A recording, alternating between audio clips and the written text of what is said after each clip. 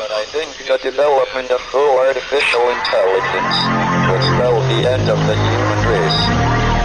It's a flying object, and we don't know what it is. I would hope somebody is checking it out. I don't know whether rockets or whatever, but incredibly fast, almost the direction.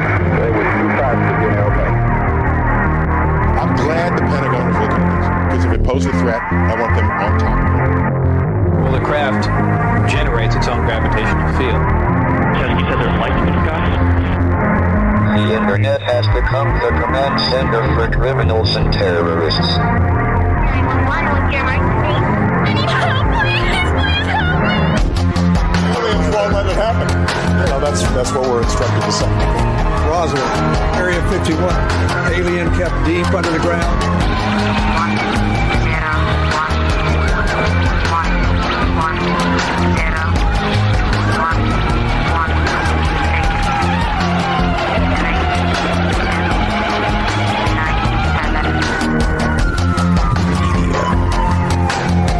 Doesn't have your best interest in mind.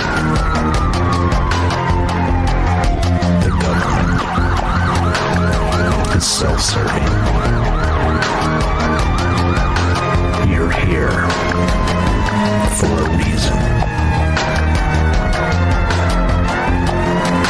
You're listening to Troubled Minds Radio.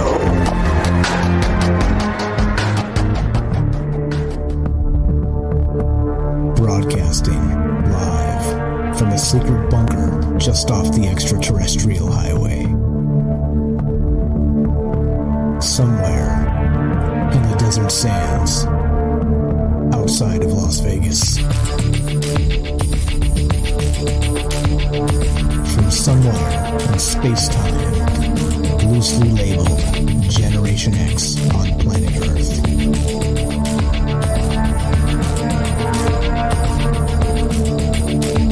And asking questions of you in earnest into the digital darkness. Good evening and welcome to Troubled Minds Radio. I'm your host, Michael Strange. And hello to all of you who may also have troubled minds. What's up, guys? It's Thursday night, and that's one of the nights we get together and talk about all the things we're not allowed to talk about. You know what that is. Aliens, conspiracy, the paranormal, the government, academia, the 24-hour news cycle,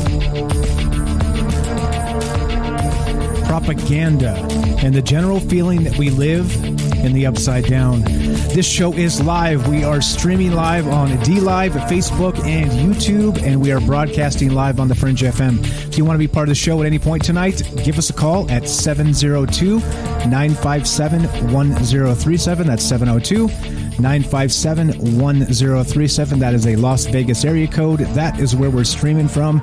And also, we have a Discord running. So if you'd like to be part of the show and don't have, or let's say you're international, we have lots of folks listening all over the world, which is amazing, by the way. The internet's an amazing thing.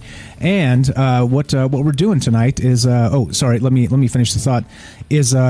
So if you don't like long distance and you're international, we have a free Discord, so you can be part of the show that way as well. Discord is a chat client, it's a voice client, and it is it's free. It's basically free. If you have a internet connection, you can be part of the show that way, and you can join the Discord. And if you don't know what that is, no problem. We got lots of smart folks that have joined the Discord already, and it's kind of like a private chat room. There's one for Troubled Minds. There's also one for the Fringe FM. You can go to troubledminds.org. That's the official website, and click the Discord link right there on top, and you can't miss it. If you want to join the Fringe one, please do that as well. I'm watching both because I've got eyes in the back of my head. I got digital eyes everywhere. You'll see. But if you want to join the Fringe FM Discord, fringe.fm/chat, that will give you a direct actual link to their Discord as well. So like I said, I'm watching all of it. There's these magic plugins that allow me to see all the things. So I'm doing my best to keep my eyes on all the chat. So we will read the chat as we go tonight, and the good stuff will get read on air. Otherwise, I'll do my best to try and respond and and try and keep up. But the best way, if you want to be on the show, the best way is to just dial the phone number. So I'm going to put it up on the stream one more time if you guys are watching on the streams there, and there we go. So what we're talking about tonight is, well, now if you've noticed, right, if you've been paying any kind of attention, you will know that there is a ton of information coming out of the mainstream media regarding this UFO stuff, right? Like, again, we've talked about this kind of ad nauseum at this point.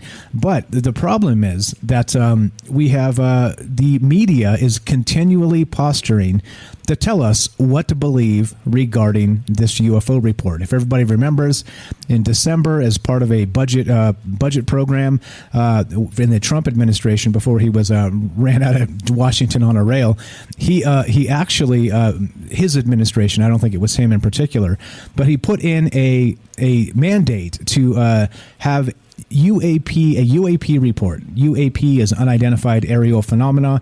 And so there's a 6-month report that's supposed to come out sometime near the end of June. Okay. And so there's been some actual, what would you say, speculation that it might be coming sooner.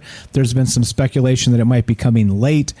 All kinds of speculation, of course, right? Because we're talking about UFOs. So UFOs means that there is a ton of speculation regarding this, and not just by us. I mean, we're just the regular people out there. We just get together and talk about weird stuff, right? That's really what this is about.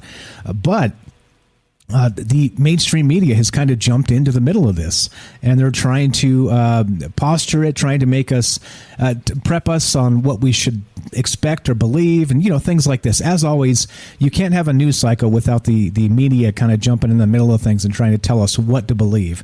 So that's really what we're talking about tonight. And as we get going, there's some unbelievable things that you kind of want to smack yourself in the face when you see them. We got some marketing, some actual marketing's happening, as we've seen with the vaccinations, right? Everybody's being bribed by cheeseburgers and donuts and French fries and all kinds of stuff, lottery tickets, all kinds of crazy stuff to get that vaccination, right? Well, with that beautiful marketing already underway, there's a new wave of marketing that's just beginning. And I'm pretty confident in saying it's just beginning because if you remember when the Storm Area 51 thing happened, there was a ton of marketing that kind of jumped onto that to try and sell products. Was it Wiener Schnitzel? I think that drove like a I don't know. It was one of was it Arby's? I think it was Arby's, actually. It was Arby's. See, that I get them all mixed up, right? When you don't eat any of them, you get them all mixed up. But it was Arby's that actually drove out like a truck, like a taco truck, but it was like an Arby's type of food. And so they drove all the way out from, I think they were headquartered in Arkansas, and they drove all the way out to Area 51, right, for the whole Storm the Area 51 event, right? And of course, it got a bunch of press, and we talked about it, and we all had a good laugh. But it's starting again. It's starting. So with the UFO mania happening and all the press and all the media trying to tell us what to expect and what to think, now the marketing begins. And we'll get to that. We'll get to some of that tonight. So as always, like I said, we're talking about UFOs. And again, luckily this week we kind of dodged it. We haven't had a ton of UFO talk. We had some other interesting things to talk about because, of course, UFOs every day, like I said, also makes you want to smack yourself. But okay, so we are taking your phone calls tonight, streaming on Facebook, D Live, and YouTube, broadcasting live on the Fringe FM. And if you want to be a part of the show, give us a call at 702-957-1037. That's 702-957-1037. And I say that because we get a phone call. So let's go straight to this call, and we'll get going with the rest of this in just a sec. You're on Trouble Minds with Mike. What's your first name? Where are you calling from? Hey, man, this is Wes from Alaska. What's happening, Wes? How are you, my friend? Man, I was pretty good up until about 30 minutes ago. What happened 30 minutes ago? I've been really looking forward to this.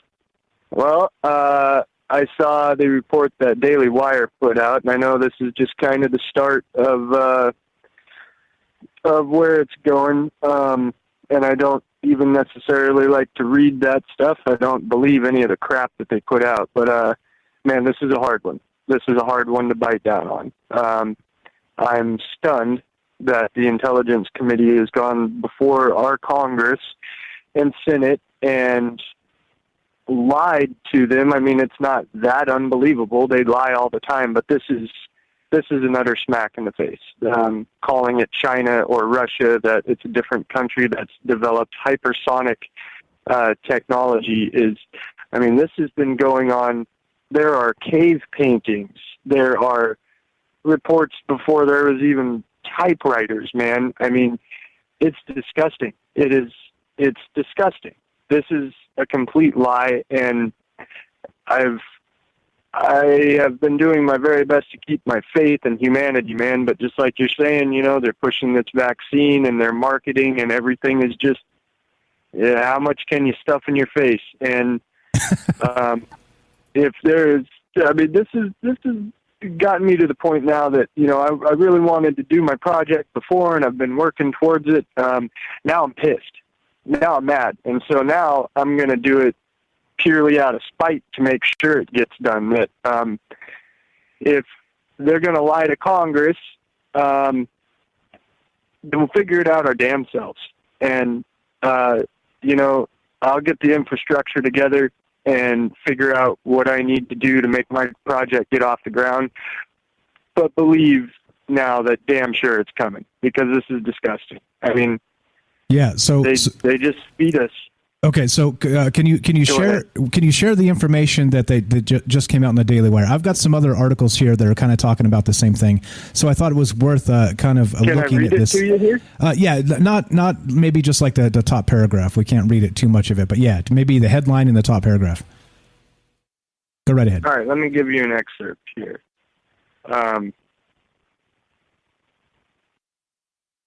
They start this out. Basically, you know, they sensationalize it right off the bat. Very first thing. And without giving this away here, they're stating that these craft are all earthly in origin, and that it is China or Russia. They don't know the origin of the country that this is coming from. But they're stating that it's China or Russian technology, and that every single incident that hasn't been able to explain that they've been like, okay, yeah, this is a UFO, they're now pinning on the Chinese or the Russians or some country of unknown origin. So somewhere on this earth is a country that is capable of making technology that makes all the rest of the countries basically look like they're still in the friggin' steam era. So that's right out of the Daily Wire. And kind of to go back to get my point across here, if it was Russia or China, then they should be ruling the world, because this has been going on since, I mean, for as long as you can look back into human history, there is UFO reports and encounters and stories and myths and folklore. And I mean, it's been every age in every country for basically the entirety that human history has been written down. So if it's China and Russia, then cool, buddy, we're really into it. We're in big trouble. Big trouble. Yeah. Yeah. This is. I can't wait to see what else they have to say. You know, but I was just talking to a buddy of mine before I got on the phone here, and he goes, "Well, I got a theory for it." And I said, "Yeah, please do." And he goes, "Well, I mean, it could still be earthly, but maybe it's underwater people. You know, just kind of like playing the devil's advocate." Which, okay, let's say that, you know, for whatever reason, there is a civilization underneath the earth, underneath the ocean in the Marianas Trench, right? Well, yeah, it's an earthly origin, and yeah, but these are people living under friggin' water, you know? So all in all, I think we just got handed the table salt to season our bland meal of crap that they have fed to us. And man, I'm with you. I don't eat none of the crap. I don't listen to the crap. I don't read the crap. And I am thoroughly disgusted. I'm thoroughly disgusted. And if they're thinking this is a matter of national security, well, yeah, it is. And if that's what your answer to it is, it's terrifying that you people are running our country. So what Wes here, our friend Wes here, is talking about is there's a lot that's going on with this UFO report, right? And like I said, the media is posturing now. So not just trying to give us news on what's coming, they're trying to tell us what to think and what to expect, right? Which again is not their job. Like, shut up, we'll make up our own mind. You don't have to tell us what to think or what to expect. We'll set our own expectations of your garbage journalism, okay? That's just a message to all the mainstream media from regular people. Got it? Now, the thing that's happening is they're saying exactly that they're setting us up to expect that this is going to be some sort of terrestrial thing from Russia or China or something else, hypersonic drones, what have you. And it's, again, right, I'm with Wes. I wasn't as amped up, disgusted, because I'm expecting this. Because, again, like, I've been one of the guys that's saying in the UFO community, hey, look, we need to temper our expectations because this information is still coming from the government. It's still going to be spun by the media, and it's still going to tell us absolutely nothing. And I always say this, I hope that I'm wrong. I hope they actually tell us something, but they're not gonna, because of course, like this is exactly what's going down. They're trying to tell us now. We'll pull up and talk about this article in a little bit, but not just the Daily Wire, but the New York Times, all kinds of news is hitting today because there are people that have claimed to have seen this 6-month UFO report. All right. And so, or at least have insiders that are telling them what's going to be in it and things like this. And that's what's leaking out in the press right now. And basically, as you would expect, it's a whole lot of nothing. It's a whole lot of nothing. Again, spin. Well, so you're telling us that Roswell, right? The Roswell or Kecksburg or let's say Rendlesham Forest or anything you think is a credible UFO thing is now Russia or China all throughout history as well. Yeah, whatever. I mean, there's an unbelievable amount of credible UFO sightings. Go back to Project Blue Book. There's a ton of them, thousands, right? At least 1,000 of them, and then that's them throwing a bunch of them away that are not actually, not credible enough. But anyway, sorry. Go ahead. I mean, you're right. Like there's reason to be concerned here because, as usual, I think we're being had. I think they're selling us a bill of goods, and that's part of what's going on with this. But go ahead with your thoughts. Sorry about that. I had to go on a rant a little bit as well. No, you're good, man. I want to point this out. This is pretty significant to me. So we've been getting cyber attacked by Russia, quote unquote, and we're being economically dominated by China, quote unquote. To me, it seems like somebody's prepping the battlefield here. When we, as the United States, when we enter a battlefield now or a conflict now, and we've been doing it since about the 60s and 70s, we learned that you can go in and send special forces in to train the local population to become an uprising, right? And so you train guerrilla warfare and you destabilize the area and the political powers there and insert your own, you make them fight amongst themselves and then you insert your own leader and basically get the area nice and destabilized just so you can roll in and pick up the pieces and clean everything up, and then bam, you got control of everything.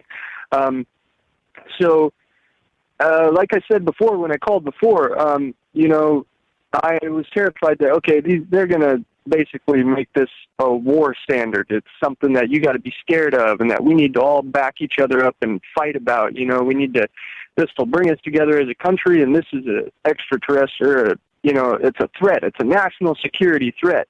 And so now we're looking at this that, oh, no, if they're from Earth, we just don't know what country, but it's somebody else's country. Well, if it's another country that is using these things to watch our Navy and mock our Navy and our armed forces and with impunity just shut down our missile silos and knock our missiles out of the air and do all of this crazy stuff that has been happening for decades.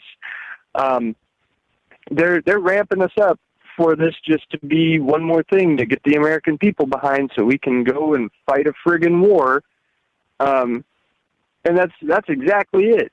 In my thought process is that's what they're doing. And for the Senate to sit there and eat this intelligence report, I mean, there better be senators and representatives out there that are just as pissed off as we are. Because if I was in that position and somebody came in front of me and said to me, we think it's the Russians or the Chinese, that's been happening for hundreds of years, I'd be furious. And somebody's job would be on the line. So, again, everybody out there who is listening, if you have a passion for this, go and do the research yourself. Get out into the field and actually do the research. You know, you can learn a lot behind a computer. That's all well and good, but get out there. I mean, we have got to turn this thing around because we're going to end up fighting another false war and killing and losing a lot of lives. It's sad, man. It's just sad. Yeah. Anyways, agreed. Now, thanks for your time, man. Yeah, I appreciate the call. Thank you. That's Wes from Alaska. Thanks for giving us your take here. This is exactly what we need to hear. Why we need to get together and talk about these things. Wes, you're the best. We'll talk to you soon. Thanks for listening. Have a great night. All right, so look, guys. Now it's not only that, right? So Wes had a ton of good points, and he's correct. If you want to maybe push this forward, spend some time going out and being part of whatever's happening out there. There are tools available. These infrared cameras, things like this. We have Fred out there in the chat. What's up, Fred in Phoenix? He actually acquired an infrared camera, and he's been spending time looking at the skies, and he actually caught something. He caught a UFO that was not visible to the naked eye. He caught it on his FLIR camera. All right. Now, this is the thing. If you believe in it, just like Wes said, and you think that we need data, we need information, the tools are there, right? Like maybe cut out a hobby here or there and get yourself a FLIR camera and get your ass out there and maybe start checking things, recording things. And, you know, like those are the types of things that need to happen. And I agree with him. And notice also that he had a good point regarding maybe the war drums are banging, right? Maybe they're trying to tell us, oh, by the way, the UFOs at this point are not aliens, right? They're something else. And they're not ours, but they might be Russia's or China's. All right. So if it's not a posture for war or something else, well, I don't know. I'm not sure what to tell you. It sure seems like notably, think about the Wuhan virus, right? You can't even call it that, or you're a racist, right? Think about this. The lab leak hypothesis, we talked about this last night because we can talk about these things again because the mainstream media has deemed it okay. But you see what's happening, right? The media is now putting maximum pressure on China, right? On Russia. Because, of course, they are the way the political wind blows and swings with the media coverage. I think I don't have to tell anybody anything. You were alive for the last 4 years. You know exactly what happened. And so as a result, now we're shifting the blame from current administrations, right? Current policy, current things that are really happening and putting pressure on external forces. And if that's not war drum banging, I don't know what is. And so this is exactly maybe just deflection, I guess. I don't know. But it is a little bit disturbing that suddenly we get these leaks of, in the New York Times. We'll talk about that as we continue going tonight. But people that have seen this report are in the know. They've heard information about what's going to be in it. And some of the information, of course, is not like you'd expect. Is not at all like you'd expect. And so, of course, well, here we are on Troubled Minds talking about it because that's what we do. That is absolutely what we do. So as we continue to do this tonight, we're taking your phone calls. That was a great one from Wes to start us off. I appreciate that a lot. If anybody else has an idea about what's going on here, it doesn't have to be UFOs. It could be the larger picture. Maybe war, maybe deflection, maybe, I don't know. You tell me. I don't know. That's what's on my mind tonight. It's, again, the media out front, deflecting what's happening. For what reason, I do not know. 702-957-1037. That's 702-957-1037. This is Troubled Minds. I'm Michael Strange. Don't go anywhere. We'll be right back.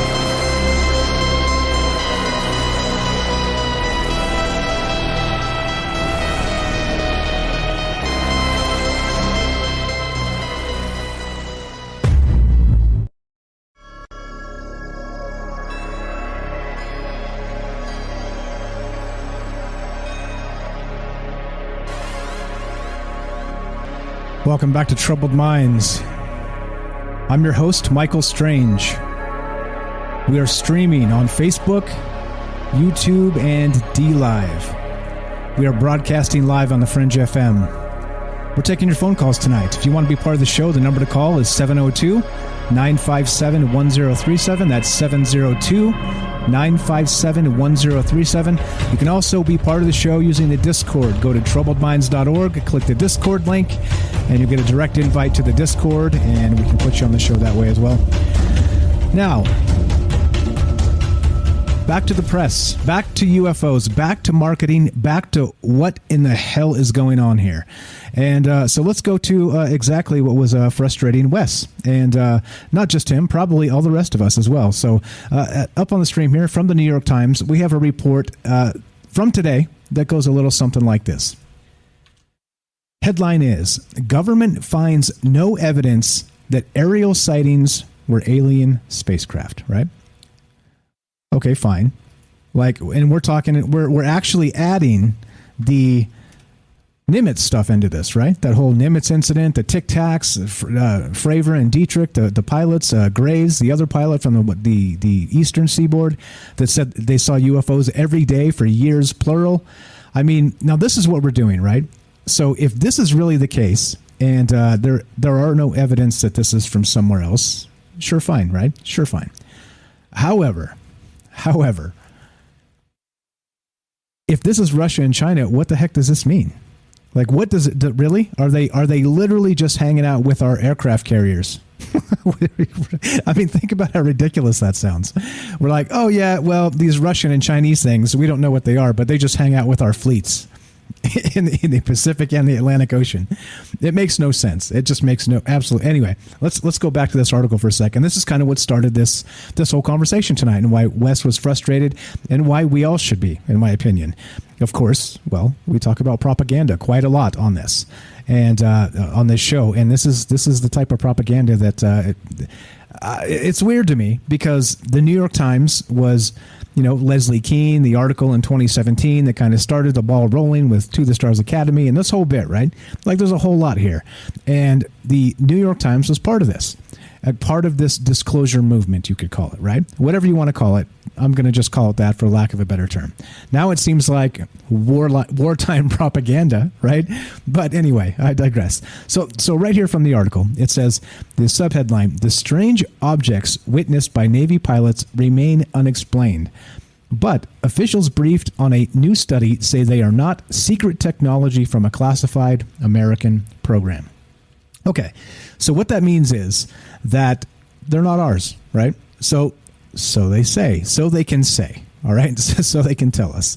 Because if they were, do you think they'd tell us? I mean, let's be real here. I think this is what I've been saying, is that if this was anywhere near our technology, there's no chance they'd ever let us know. Not till we're flying around in them in like the commercial flight to the moon. You know what I'm saying? There's no chance. There's just no chance. All right. Well, but anyway, I hate to burst the bubble of the people that are super stoked for this and hope that something's good going to come of this. But I've been skeptical. And again, not because I don't believe or I don't want to believe. Like I've been saying, I think this the information that's come out from this UFO situation, the Tic Tacs and all this stuff, right? The fighter pilots, no offense to them, they saw what they saw. There's no reason for me to believe that they're trying to fib to us. But if this is the case, with this, and we're now saying that it's Russia or China, there's a problem. No, I think there's a big problem. So here, let's just read just a little bit of this. This is from this is today, June 3rd. American intelligence officials have found no evidence that aerial phenomena witnessed by Navy pilots in recent years are alien spacecraft. But they still cannot explain the unusual movements that have mystified scientists and the military, according to senior administration officials briefed on the findings of a highly anticipated government report. And now notice, the report's not out yet. But look at this. It's a leak. This is a leak. And notice, we've talked about leaks in the past, and there are sanctioned leaks and there are unsanctioned leaks. All right? Because, of course, if this is an actual leak about a classified report that's hit the New York Times, somebody committed a felony. Am I right? Except if they don't want to pursue it and prosecute it. But again, right? Look at Lou Elizondo. Of course, recently he's come under some fire. Now it's come out that they deleted his emails and all kinds of other stuff. And he's taking it to the Inspector General to file a complaint that they're after him and they're trying to smear him in the media and all kinds of stuff, right? So I mean, the plot thickens for sure, but it's not about aliens at all, is it? It's not. It's barely about UFOs. It's about controlling information is what this is about. In any case, just one more paragraph, and then we got a phone call. We'll go to this. So notice the sanction leak, because this is a sanction leak from people that are in the know of a report that's yet to come out. They also say this. The report, of course, which is not out yet, did I mention that? Determines that a vast majority of more than 120 incidents over the past 2 decades did not originate from any American military or other advanced U.S. government technology, the official said. That determination would appear to eliminate the possibility that Navy pilots who reported seeing unexplained aircraft might have encountered programs the government meant to keep secret. Okay, so they're saying, well, the leak says this. They're not ours. They're not ours. So, if they're not ours, whose are they? They've ruled out alien spacecraft, which, of course, that hasn't been the narrative for 3 years now, right? The 3 years has been, since that New York Times article and all the rest of this, has been basically framing the fact that it's probably aliens, right? Hasn't that been the narrative? And then suddenly, just before this report's going to come out, when we get these leaks that are maybe pointing toward Russia or China, I don't know what to say other than I kind of saw it coming. I've kind of been saying it. And I hate that, like I said, I don't want to be right about this. I hope we get good information out of this report. I'm not expecting it, though. But here's your preview. Here's your sanction leaks from the New York Times, from senior administration officials or whoever they happen to be, people inside the Pentagon, whoever the hell these people are that are blabbing and they shouldn't be. What's the saying? Loose lips sink ships, right? And here we go. More leaks every single day. More leaks. But okay, anyway, I digress. We'll get to the marketing and how this just seems strange. Weird. It's like, again, like we live in the upside down, and it gets worse and worse. But okay, let's go to this phone call and what in the world is going on. This is Paul from New Hampshire. What's up, my friend? You're on Troubled Minds with Mike. How are you? Hey, Mike, how are you? Yeah, wow. All I can say is wow. Yeah, I think it's just like, you said it. You've said it all along. I've said it all along. And we're not the only people that have been saying these things all along. And yet we're still wrapped into this group of people that are called conspiracy theorists and liars and have to deal with censorship now. It's ridiculous what's going on. It's scary. And is it ever going to end? I would think at this point, this is amazing what's going on. You said it was on the news tonight. I'm not going to give anybody any props for this, by the way, but here you go. It's almost like they're taking our words now and then using them for their benefit, but not giving us any credit for it. And then twisting it around into a rhetoric that they can get away with without saying the actual word extraterrestrial. When they know it, you said it.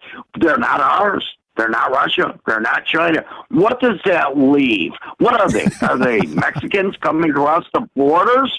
Are they people going into the meat lines to try and buy food that came up with some crazy new technology? No, it's not. It's what it is. The writing is on the wall here.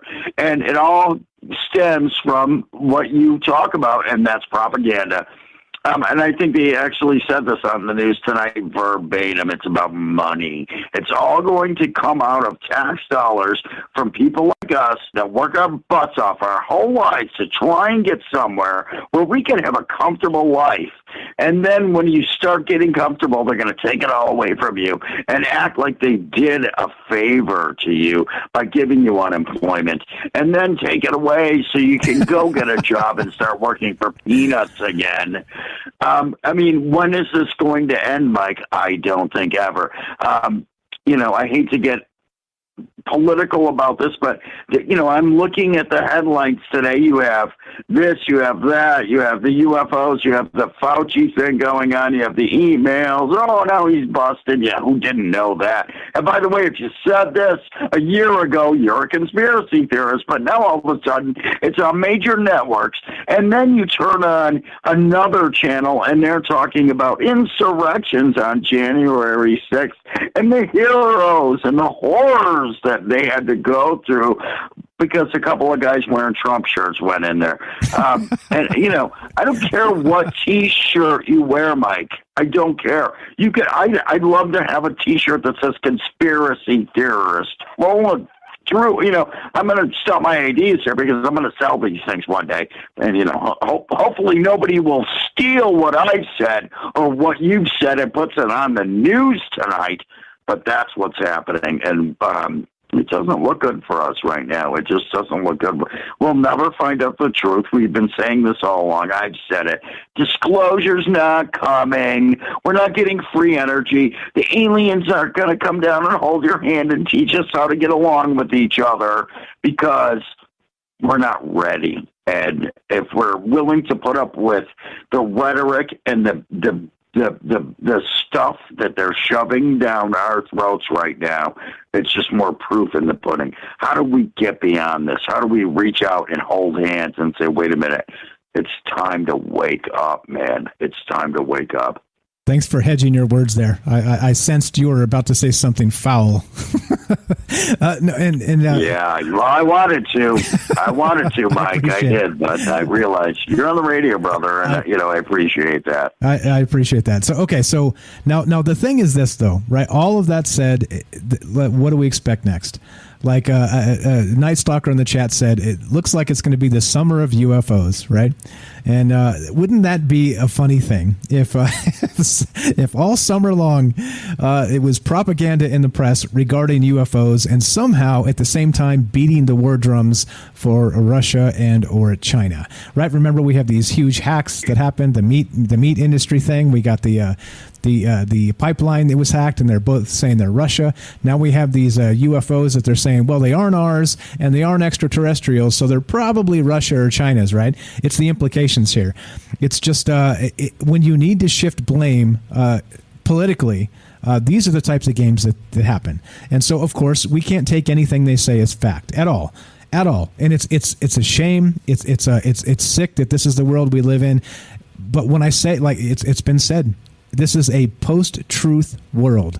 And I truly believe it, because they will not ever allow us to get close to it in any capacity. It's going to be dodge, duck, dive. What do they say in the dodgeball, the dodgeball movie? It's going to be something like that. They will never let us get close. And the second you get close, they're going to switch to the other foot and say, oh, by the way, it wasn't what we thought it was. This was something else. We still don't know what it is, but it's not ours, but it's not what you thought it was either, which was, of course, the narrative for 3 years was extraterrestrial. So, I don't know, man. Well, and it's funny you say that, Mike.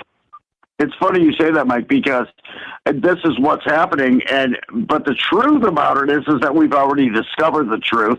And I think you kind of nailed it with saying that. They're always going to switch your direction to take your attention away from the things that are actually happening. Use these as rhetorics. And even though they know what it is, and even though the government knows what it is, and even though all these countries know what it is, all these countries have come forward, by the way. This is not the first time this has happened. I've been doing this for 20 years. This is just a rediscovery of the same things that have happened over and over again. If you go back to Mexico City, if you go back to the Phoenix Lights, if you go back to Gulf Breeze, Florida, and you just Nellis Air Force Base, the list is endless of these things that have happened to prove the point that it's not our technology. And then they're going to say, well, maybe it's this or this. I haven't heard that lately. They don't know what it was. That happened on the news tonight. They were pretty adamant about the fact that this isn't somebody with better technology than ours. But, of course, they're going to use that to fearmonger. And this is mass media and the problem with it. And I think why, I'm blocked on Facebook right now for telling the truth. And that's all it is. If you come to this point, be careful what you say, Mike, because there are people watching us, and we're talking about the truth right now. And it doesn't matter how many viewers you have, you're a target when you get into the real aspect of these things. Unless you're, of course, Joe Rogan, and then it's all right to drop an F-bomb because he's on YouTube and whatnot and these places that allow that, and he makes tons of money for them. So, again, it goes right back. Here's the cycle to money. It all comes to money and tax dollars. And what are we going to do with this now? That's raise taxes to fund the military complex, to come up with these reasons to stop this threat that's happening of things that we don't know about. But actually, I think we do, Mike. And so, you know, when is it going to end? I don't know. I don't think it ever will. I think it's going to get worse before it gets better. I agree. And we'll keep an eye on it. That's the best we can do. We'll keep talking about it. We'll keep punching, fighting the good fight, and trying to get to the bottom of this. Paul, you were the best, my friend. Got to keep on moving here. Everybody follow a New Hampshire UFO Hunter on YouTube. And that's our friend Paul here. Appreciate it, man. We'll talk to you soon. Have a great night. I'll talk to you later on, okay? You're going to be around after the show? Yeah, brother. Yeah, sounds good. Thanks. Okay, I'll catch you then. Appreciate the call. Have a great night. Thanks for listening. All right, so that's what's going on tonight, guys. I mean, literally right here in the New York Times, we're getting now again, right? Think of all of the BS that they've put kind of in our face through all of this, right? Like all of this. It's been like, this, that, or the other thing, but it's aliens, right? I mean, literally, am I wrong? Am I wrong in saying that they've been kind of force feeding us that, well, you know, the alien disclosure is here, right? Everybody keeps saying that it's here, it's arrived, right? But no, no. Now we have the New York Times coming out right here today. This is from today. I linked it in the chat. I'll link it again as we go, just so you guys can go read this with your own eyeballs and see I'm not making it up. As always, it's important to me that you guys see some of this. And not only that, when they do these ninja stealth edits on these articles too, it's good to talk about them right when they come out like we typically do, especially with the UFO stuff, because we get to talk about the context of the article itself without the stealth edit 3 days from now at the bottom of the paragraphs, right? At the very bottom of the article when they're like, oh, by the way, we didn't really mean all those things we said, right? And then nobody talks about it. It already did what they needed it to do, which of course is get out whatever they want us to believe. All right, so I don't know. Again, we're taking your phone calls tonight. We're talking about this again, news, propaganda, whatever you want to call it. Again, came out today after 3 years of saying the UFOs are out there. Right? Cue the X-Files music. They're here, right? Like you saw all those news reports just like I did. All the dumb stuff they've been force feeding us for 3+ years about the aliens are here. Now, well, the leak is that no, we are not doing aliens now. It's not aliens, guys. Because, well, that's what's happening. That's what's happening. In any case, taking your phone calls. What do you think about this? And there's more. I'm going to get to the marketing in just a sec. If you want to be part of the show, still taking your phone calls tonight. 702-957-1037. That's 702-957-1037. You can join the Discord at troubledminds.org. Click the Discord link, and we'll put you on the show that way as well. So that's what's happening here. I mean, that's what we're looking at. That's what we're talking about. And is anybody out there can confirm that we are on the Fringe FM right now, or TalkStream Live, or Catalina in the Fringe FM Discord says we are not on Fringe right now. Can anybody confirm or deny? Just as a double check, pretty please. I would appreciate that. But okay, here we go. So not only that, here's another one. Now this is also from the New York Times, and oddly enough, everything seems to be a huge backtrack, and I wonder. It makes me wonder if they are trying to hedge our anger when the report comes out and it's a big nothing burger, right? It's like it's almost like they're like, okay, by the way, we think there's probably going to be this stuff. We still don't know what it is, but it's not UFOs, it's not aliens. It's possibly a terrestrial terrestrial origin. I don't know. Anyway, this is from the New York Times. Actually, let's not talk about this. Let's go back to this. Let's talk about this. This is from marketingdive.com. And yeah, that's right. You see this headline correctly. All right. We'll get back to that New York Times stuff as we go tonight. But it's important to note this. Just like with the Storm Area 51 stuff and the Arby's truck that drove cross country to serve its alien-themed menu to the Storm Area 51 folks, this right here is what's happening now. So Night Stalker there said it's going to be the summer of UFOs. Maybe. Or is it going to be the summer of UFO marketing? This is unbelievable. Oreo turns cookie packs into extraterrestrial peace offering ahead of congressional UFO report. Yeah, that's right. That's right. So now, let me read some of this. Oreo created limited edition cookie packs as a peace offering for potential extraterrestrial visitors, according to details shared with Marketing Dive. Quote, the offering product encourages consumers to place an Oreo at the center of the pack, marked by an electric blue elaborate glyph-like cookie design, and with a clear view of the sky. The social media heavy promotion is tied to the release of a government report commissioned by Congress addressing UFOs in U.S. airspace. The declassified findings are due to be submitted by June 29th, according to ABC News, and have attracted widespread public interest. Oreo published a series of social videos around the product drop while conducting Twitter polls to gauge the best snacks to share with any alien life forms. Yeah. You heard that. You heard that right. You heard that right. What is going on with this? Now, this is what's going to be. It's going to be the summer of UFO marketing. I think that is for absolutely sure. What the rest of this is, I think it's going to get buried in a bunch of BS. That's my opinion. I've been saying it. I'm going to continue to say it. And I'll change my mind when they put a good faith effort out, just like I've always been saying. I'm willing to change my mind. I am open to being wrong. It's part of this, right? I'm not the guy that pounds his hand on the desk and says, go vote for this guy. I don't care. Like you be you, you decide who you want to support, all that good stuff, right? I don't care. You do you. But what is this? What is this? Oreo cookies as an extraterrestrial peace offering. And this is a limited edition pack that you have to go to a particular place to get it, right? I'm not going to read the article and tell you where to get these things, because you'll already know, because they're going to flood the marketing over the next several months as this thing drags out over what we're now calling the summer of UFO marketing. I don't know. Like I said, I hope I'm wrong. I just, when you do things like this and you kind of put this in our face, it seems insulting, doesn't it? Matt says, aliens love cookies. That could very well be. I guess we're going to find out. This is Troubled Minds. I'm Michael Strange. If you want to be part of the show tonight, 702-957-1037. That's 702-957-1037. Give us a call. Love to hear what you think about this.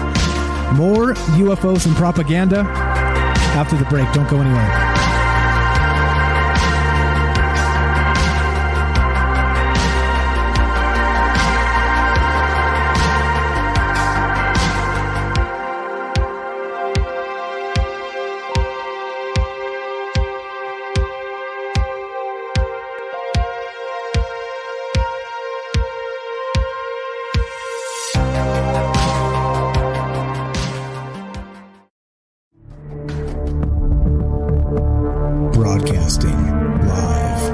Secret bunker just off the extraterrestrial highway.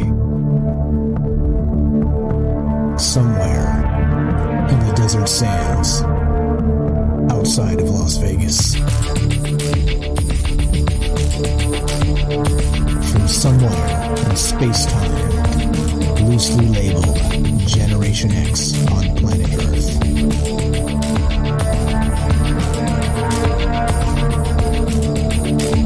And asking questions of you in earnest into the digital darkness. Good Good evening and welcome to Troubled Minds Radio. I'm your host, Michael Strange, and hello to all of you who may also have troubled minds. This show, of course, is a show where we talk about the things we're not allowed to talk about.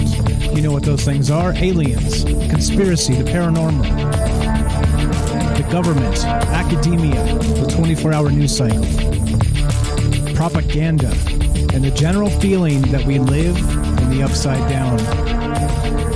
We are streaming live on YouTube, Facebook, and D-Live. We are broadcasting live on the Fringe FM, and we're taking your phone calls. If you want to be part of the show tonight, you can give us a call at 702-957-1037. That's 702-957-1037. And we're talking about UFOs again tonight. It seems like we've been, it's a little weird, this show, right? We've been doing this for 3 full years now. Longer than that even.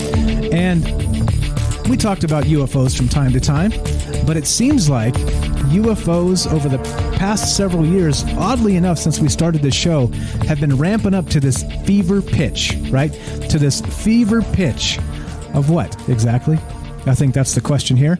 Is if anybody follows the news in any capacity, you'll know that UFOs are all over the damn news. It's all they're talking about these days, right? And of course, there's new breaking information that just came out about this 6-month UFO report that's supposed to come out at the end of June. Well, they leaked it. They told us what's going to come. Again, the media is already posturing to temper the expectations in some capacity, and not only that, the marketing has begun. Yeah, that's right, the marketing. So just before we took a break there and got back to this lovely place where we talk about all the things we're not allowed to talk about, we were discussing, yeah, that's right, Oreo turns cookie packs into extraterrestrial peace offering ahead of congressional UFO report. Boy, I tell you what, if ever was the time to eat some Oreos, I think now's the time, don't you? Mm-hmm. Yeah. So this is going to be the as the Night Stalker said, it's going to be the summer of UFOs, and I'm going to add a little footnote to that: the summer of UFO marketing. How about that? The summer of UFO marketing is really where we're going to get UFO marketing and propaganda, and it's a shame. It's a shame that there's so much information here that can be spoken about in actual specific terms of reality, let's say. I guess that's a good way to put it. I don't know. I never know till it comes out of my mouth. But you get the idea here. Like, what in the hell is going on with this? So suddenly, we get this leak today out of the New York Times. And again, right back to this article. I'm going to link this and you guys can check it out per usual. But look at this. Government finds no evidence that aerial sightings were alien spacecraft.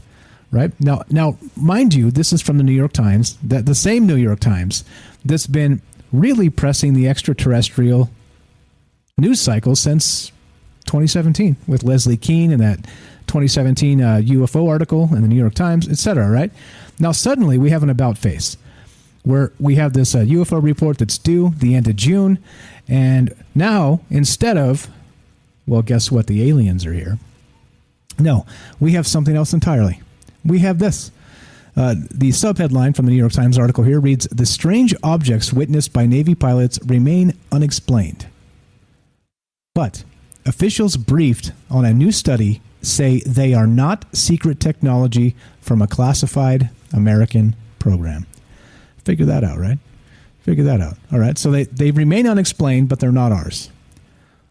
Okay. All right. And then it continues. American intelligence officials have found no evidence that aerial phenomena witnessed by Navy pilots in recent years are alien spacecraft, but they still cannot explain the unusual movements that have mystified scientists and the military, according to senior administration officials briefed on the findings of a highly anticipated government report. And once again, we're waiting on the actual report itself. What we expect to find there, again, is up to you. I've told you what I think quite a lot, actually. I mean, I have a microphone here, and I talk a lot of hours per week about these things. So it's no secret what I believe regarding these things, these occurrences, these happenings. But what do you believe? And do you think now? This is just so frustrating. All of this is so frustrating. So again, we have leaks, remember? Now, according to senior administration officials briefed on the findings of this highly anticipated government report. So sanctioned leaks, all right? Ahead of the release of this thing, they're actually trying to tell us what to expect and what to think. So what do we think? That's the question here. And what's up, Jack says, I'm in the chat. I'm sick of these crappy videos. They are just toying with us.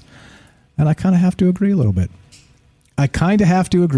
Because this stuff is frustrating. I think frustrating is a good way to put it. And I don't know. You tell me. That's what's going on with this. Like I said, we're taking your phone calls if you want to be part of the show tonight. 702-957-1037. That's 702-957-1037. What do you think is coming up? Is this actual marketing? Is this propaganda? What is this? I think I know it's probably a mix of all of that, if you ask me. But how do they expect us to believe any of the things they're saying when all they do is change their mind every, so often, right? 3 years of it's UFOs, it's UFOs, it's UFOs, right? I know you've seen this, just like I've seen it, if you pay attention to what they're telling us, but suddenly, no, nothing to see here. There's nothing going on, and we have no new information other than a leak in the know about the report and what's going to be released in it. Yeah. Is anybody frustrated with this? Is anybody tired of this game, this back and forth?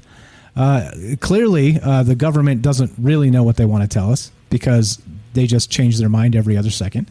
And, of course, when this report comes out, like I said, what do you expect from it? I think that's really the question here is, I don't know. Again, as always, this is a question show, not the answer show. I tell you what I think, but you believe what you want. Again, you vote for who you want. You take your own health in your own hands. In my opinion, we should be responsible for ourselves, right? So, in any case, I don't know. I don't know what to think now. So suddenly it's like, all right, well, now hit the brakes. It's aliens. It's aliens. It's aliens, and then no, not anymore. It's not aliens anymore. It's yet it remains unidentified. It remains unidentified. You see what I'm saying here? It's frustrating. It gets it kind of, for somebody like me that talks about this a lot. I talk about this stuff a lot. And again, because I think it's important. I think it's important to point out that the things that they're doing, how they manipulate the media, how they manipulate information, these leaks, these sanctioned leaks, as I like to call them, that are coming out of the senior administration officials, right? This type of thing, it does frustrate me quite a lot. So again, looking to hear from you guys. If what is your take on this now? We've got Oreo marketing cookies to the aliens. We've got the senior administration officials of the Biden administration saying, well, leaking information and saying, well, there's not really any good information in here, but we still don't know what they are, right? As expected, in my opinion, as expected. This is the whole thing. This is the game that's being played. And like I said, I don't like being lied to, and I don't like being played for a fool. And here we are, still thinking about this, still talking about this. I think maybe we should we at some point just go forget it and stop talking about this stuff, because it is, I don't know. I think I'm just frustrated. It's okay. You guys can forgive me, I'm sure. Let's go to Matt in California. Matt, you're on Trouble Minds with Mike. How are you, my friend? It's going good, Mike. How you doing? Doing good. What's on your mind tonight? What do you think about all this propaganda stuff? I'm frustrated too. But I was talking about the marketing. So, all around the world, you have, we call them the cryptids or whatever, all around the world, all the different cryptids. So that, I'm pretty sure I've never been to, Loch Ness. They have Nessie. I've never been there, but I'm pretty sure they have, a side of the road, the track, a gift shop that sells, Nessie shirt, Nessie hat, Nessie shot glass, all the things, right? So all around the world is like that. Jersey Devil, that's in Jersey. All around the world, in Oregon, it's all Bigfoot, everything. Bigfoot, restaurant, Bigfoot, anything you can get there. And then, for you in Las Vegas, the same thing, at Area 51. So everything down there, there's, alien-themed restaurants, alien-themed, side of the road attractions, gift shops. And there's that beef jerky place. Have you ever been to that? Yeah, you were correct. If you're driving up to Area 51, there's the jerky shop. There's a place called the Alien Outpost, Alien Observation. The little alien. Yeah, the little alien. Rachel, Nevada. Yeah, it's all. You're right. So regarding the marketing. Go ahead. Go ahead. No, you're up. I was just saying, like, someone has to make money. That's what's funny about it. So again, it's just a big joke. People like us, we just want the truth, and they're just making a big joke about it. And so with the stuff in the news now, I think now more than ever, if you never read the book 1984, you are time to reread that book, because there's a lot of good stuff in there about what we're talking about tonight, about how they like changed it on. They said one thing, and then tomorrow they're going to say something different. I think that's pretty funny. Yeah, it's something the exact opposite. Not only that, again, remember, we talked about this last night, that suddenly there's a reverse course on the Wuhan lab leak theory. It's got a name now. Before you couldn't even say it, but exactly. It is bizarre how suddenly it was something that a year ago you weren't allowed to talk about because they would take you offline, basically. They would ban your YouTube channel.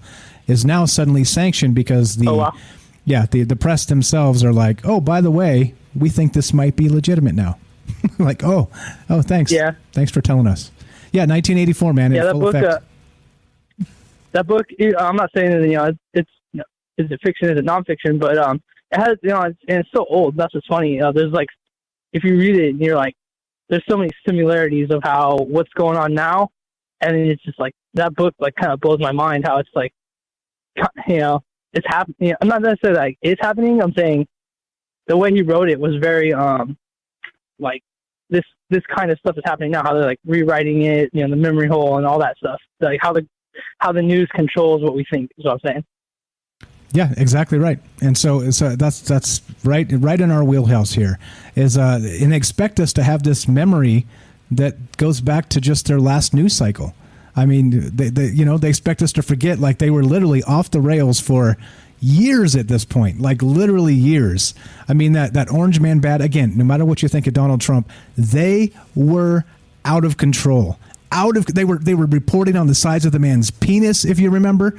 They were reporting on his bathroom habits. They were calling him obese in the media.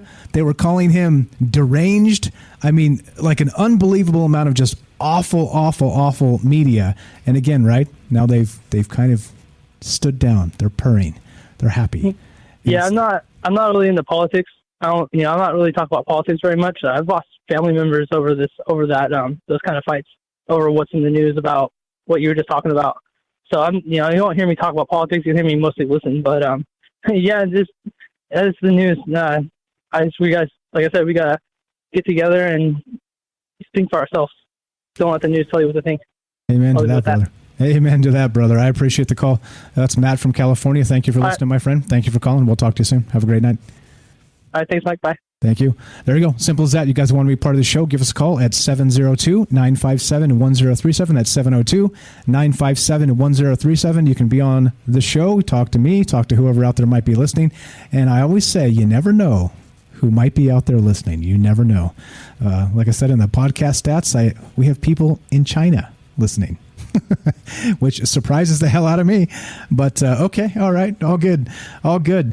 So I don't know. Like this is really where we're at. This is kind of the summer of UFOs, like Night Stalker was saying there. But again, it turns into an about face from the media. Right? Think of it. Think of all the hype. Right? The storm in Area 51. Think of all, which again was possibly a psyop of sorts, right?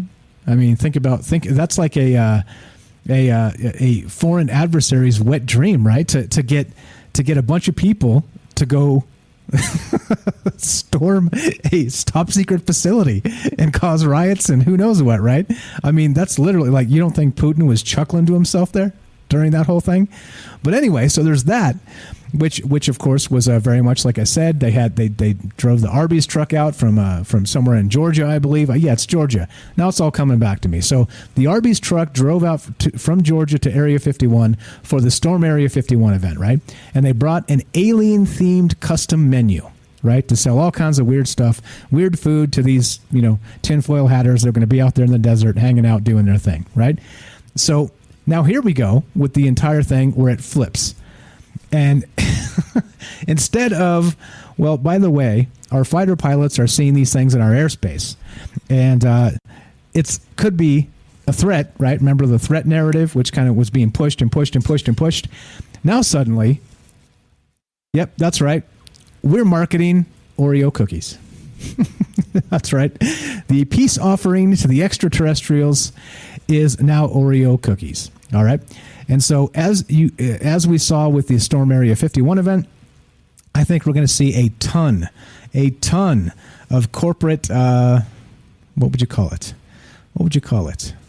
The corporations of America capitalizing on this situation for marketing purposes, because they want to sell you cookies and soft drinks, and they want to sell you hamburgers, and they want to sell you hot dogs. You see what's going on here?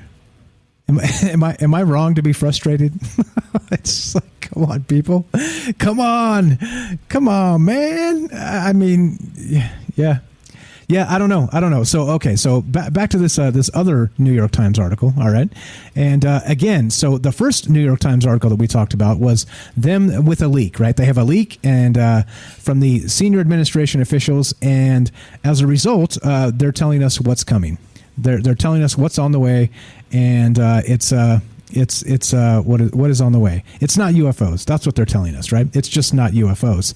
But not only are they telling us it's not UFOs, check this out. They're also telling us what to think. This is from the New York Times today again also. Actually, this is from yesterday, I believe. June 3rd. No, today. So the headline is this. Why are we all talking about UFOs right now? So not only do we have the other article where we have the sanctioned leaks from the senior administration officials that are leaking information about what's supposed to be in the 6-month UFO report that's due out at the end of June, by the way. Then we have the mainstream media here, the New York Times. Also, why are we all talking about UFOs right now? Why? It continues. UFOs were once a taboo topic for the U.S. government, but not anymore. A long-anticipated report on them is due this month. Yeah, definitely. These days, fewer people are laughing. This article continues.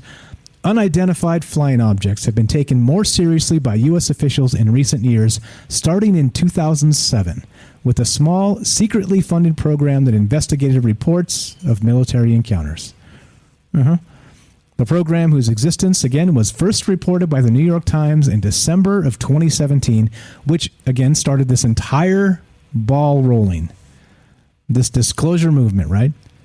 December 2017 was revived by the Defense Department last summer as the Unidentified Aerial Phenomena Task Force, right? Previously, of course, it was ATIP and all the rest of this stuff. And now they've created this task force, which on a previous show, we've equated to Mulder and Scully. The X-Files, a person or two with undoubtedly in some tiny cramped government office with file cabinets. Right? Investigating the X-Files. I mean, come on. Like if you're going to take these things seriously from the government, don't you think you should fund it, maybe? I mean, we're talking a person or two. We'll say 2 people to be generous in the UAP task force, the Unidentified Aerial Phenomenon Task Force. Yeah. And that's what we're looking at tonight. It seems ridiculous to me that I don't know that it is, it isn't, it is, it isn't, it is, it isn't, right? So what is it? Once again, what do you think all this stuff is, guys? I ask this question all the time, but now, so not only what do you think these weird lights in the sky are, like I've always said, I've classified them as the leaks from the government are probably one thing, right? Think about it. They've been perfectly curated. Three of these videos that are very similar. Right, they're very similar in what these things are: the Tic Tacs and the FLIR videos, and right the gun camera footage and the whole deal. Right, very, very similar. But think about it, like I've said in the past. Project Blue Book had saucer-shaped craft, it had cigar-shaped craft, it had spheres and blobs and all kinds of things, And so, for whatever reason, the 3 videos that are released by the government are exactly the same 3 things. Weird, right? Weird. Like I said, perfectly curated for what? It seems like to possibly manipulate popular opinion. That's what it seems like to me. Like I said, I hate to be that guy. I just can't stand seeing this stuff in the media coming out. And now we're supposed to order these Oreo cookies so we can bring in the extraterrestrial presence with some crappy Oreo cookies. Are you kidding me? And of course, I don't know. Like I said, frustrated. I hope maybe I'm not the only one here. It is disheartening that something that could be serious, that could be a very serious thing, is not being taken seriously at all. Even though they're giving it the lip service, they're saying the report's coming, they're saying all kinds of stuff. But now suddenly the leak prior to the report says, no, well, these things remain unidentified. However, we're kind of ruling out aliens. So what are they? What the heck are they? You tell me. I don't know. Jack from the chat says, I guess UFOs are the new boogeyman terrorists. Could be. Could very well be. Fred says this, what I find strange is at work, many of my coworkers just don't seem to care about any of this, unless it affects them directly, which is strange as well, right? That some people don't even give a damn. They're just like, whatever. Another UFO story in the media. That's Fred, by the way, that actually bought a FLIR camera, has been out searching the skies, and sent us compelling footage of a real UFO. Not the stuff that was featured in the New York Times. I'm just saying.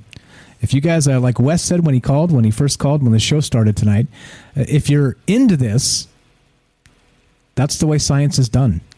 You go out and you observe and you take notes. You take what data you can, photographs, video, whatever it happens to be. I don't know. Like I said, these are the types of things where, just like Wes said, I think we have to band together. I think we have to actually back each other up with the data we have and forget the government regarding disclosure. Seems to make sense to me. This is Troubled Minds. I'm Michael Strange. We're still taking your phone calls if you want to be part of the show tonight. 702-957-1037. That's 702-957-1037. Give us a call. Love to know what you think about this Oreo cookie alien marketing and the leak of the report. Yeah, I'm frustrated.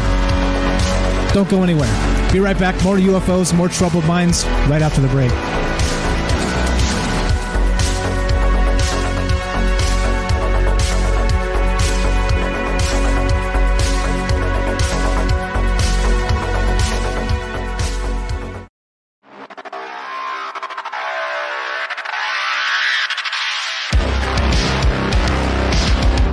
Welcome back to Troubled Minds.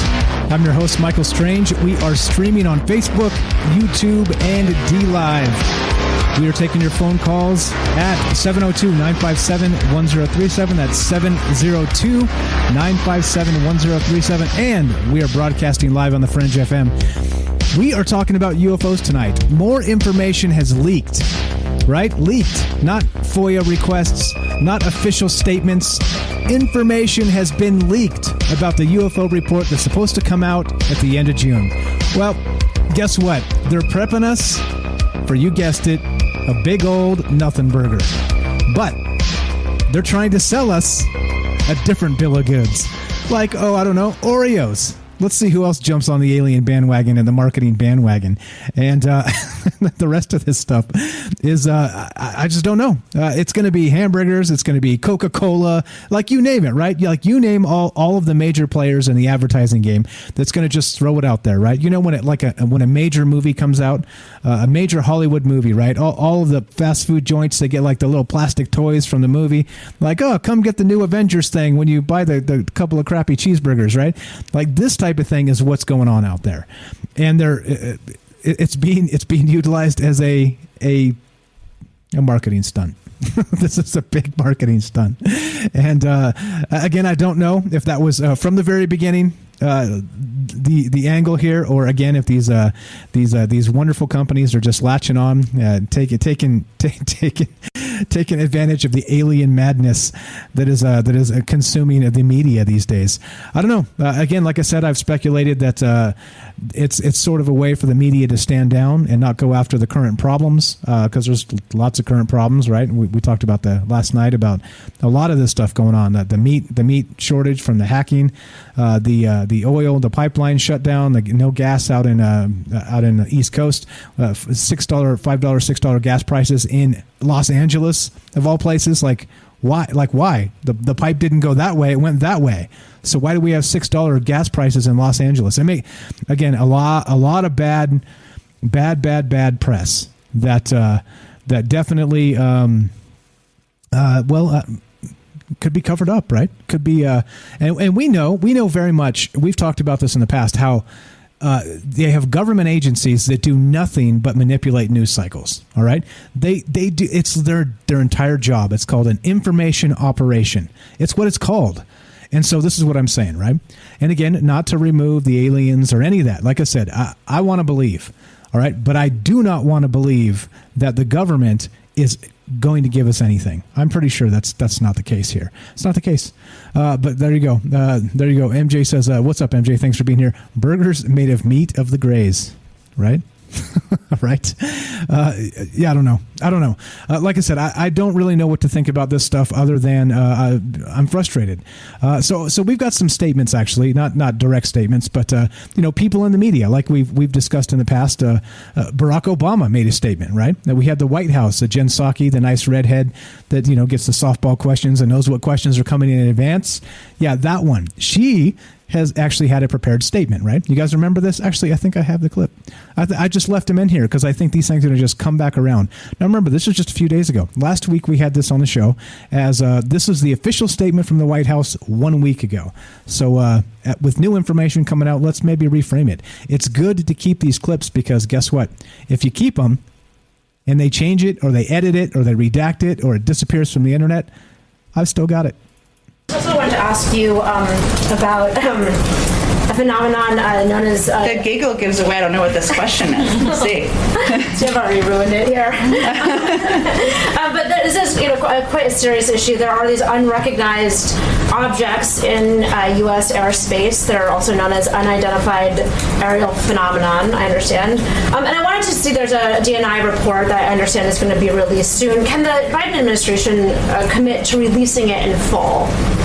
Well, that would be for a decision by the Department of National Intelligence to make. As you noted, we're aware of the report requirement, and our team at the Office of the Director of National Intelligence is, of course, actively working on that report. And we take reports of incursions into our airspace by any aircraft, identified or unidentified, very seriously and investigate each one. But ODNI would be working on that report, and in terms of disclosure, that would be up to them. I guess in all seriousness, though, can you characterize the president's concerns about this phenomenon? I mean, it is this concept of objects in U.S. airspace that are either origin from other nations or other entities, but what is the concern of the president that this phenomenon seems to occur in the national security apparatus? Well, I think broadly speaking, the fact that we have a team that's actively working on a report, certainly the safety of our personnel, security of our operations, our airspace are of paramount concern,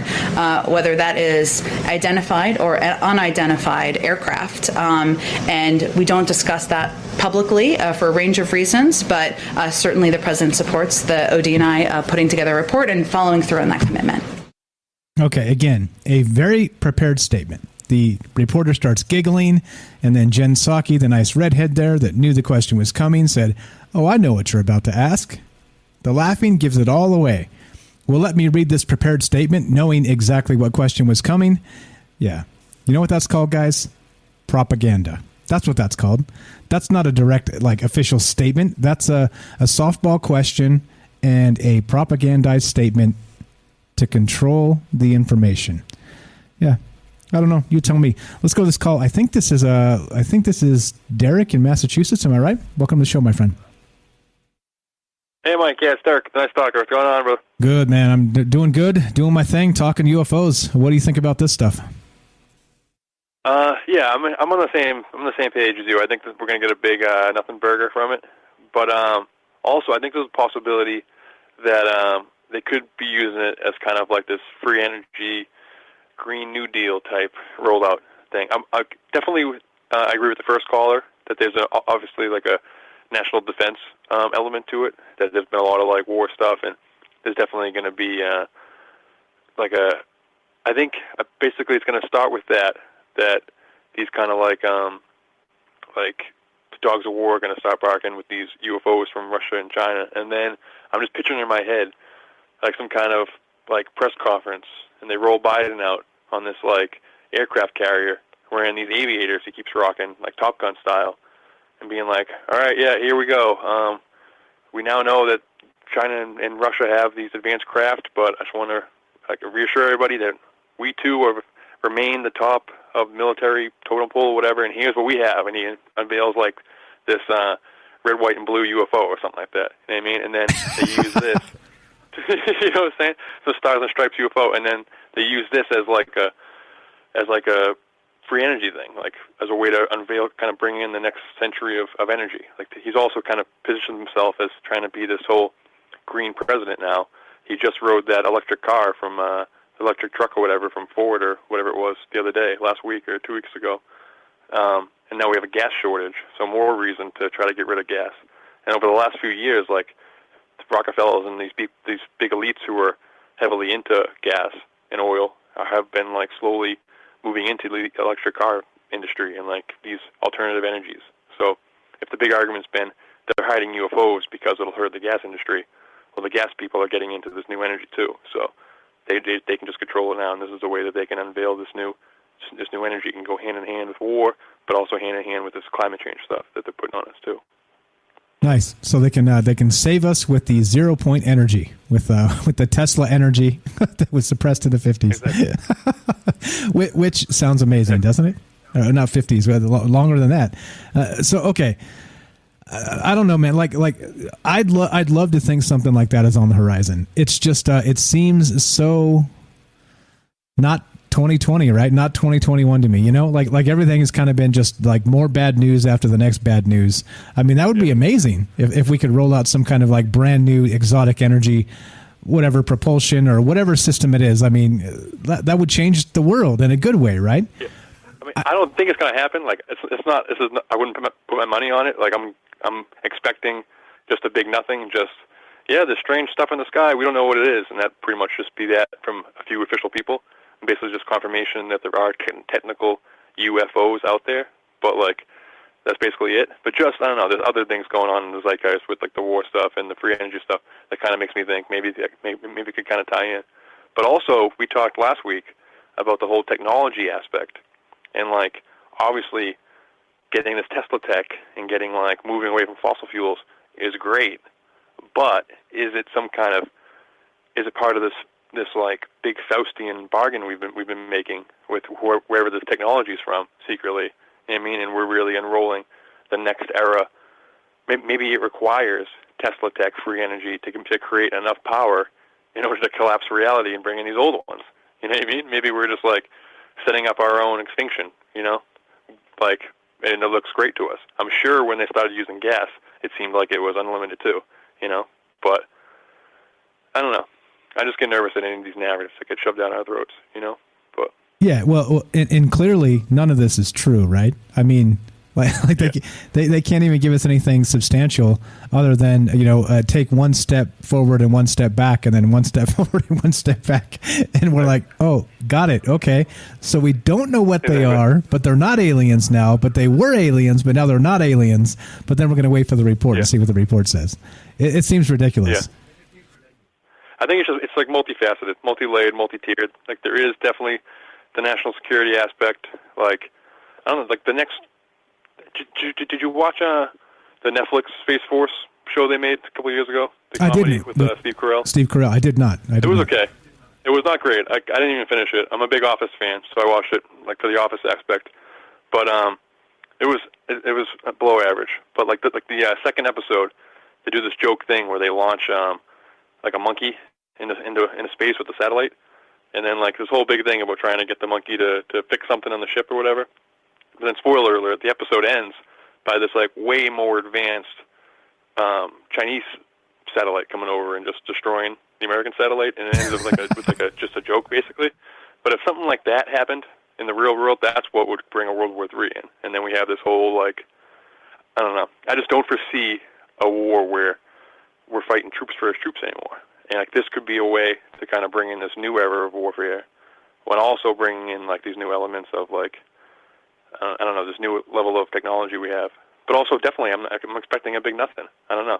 They're just hitting us with so much like stimulus. It's just like whether it's this thing or some bad news or some like bizarreness, whether it's like like a murder hornets or whatever weekly thing we've been getting over the last 15 months or whatever. It just seems that they're just like, I don't know. But also, there's the possibility that they really are going to do some kind of like false flag UFO event too. Like that's definitely like a lot of the synchromystics on the internet have been putting those pieces together too and being like, something smells like this is just prepping us to have some kind of new high tech Pearl Harbor type event, you know?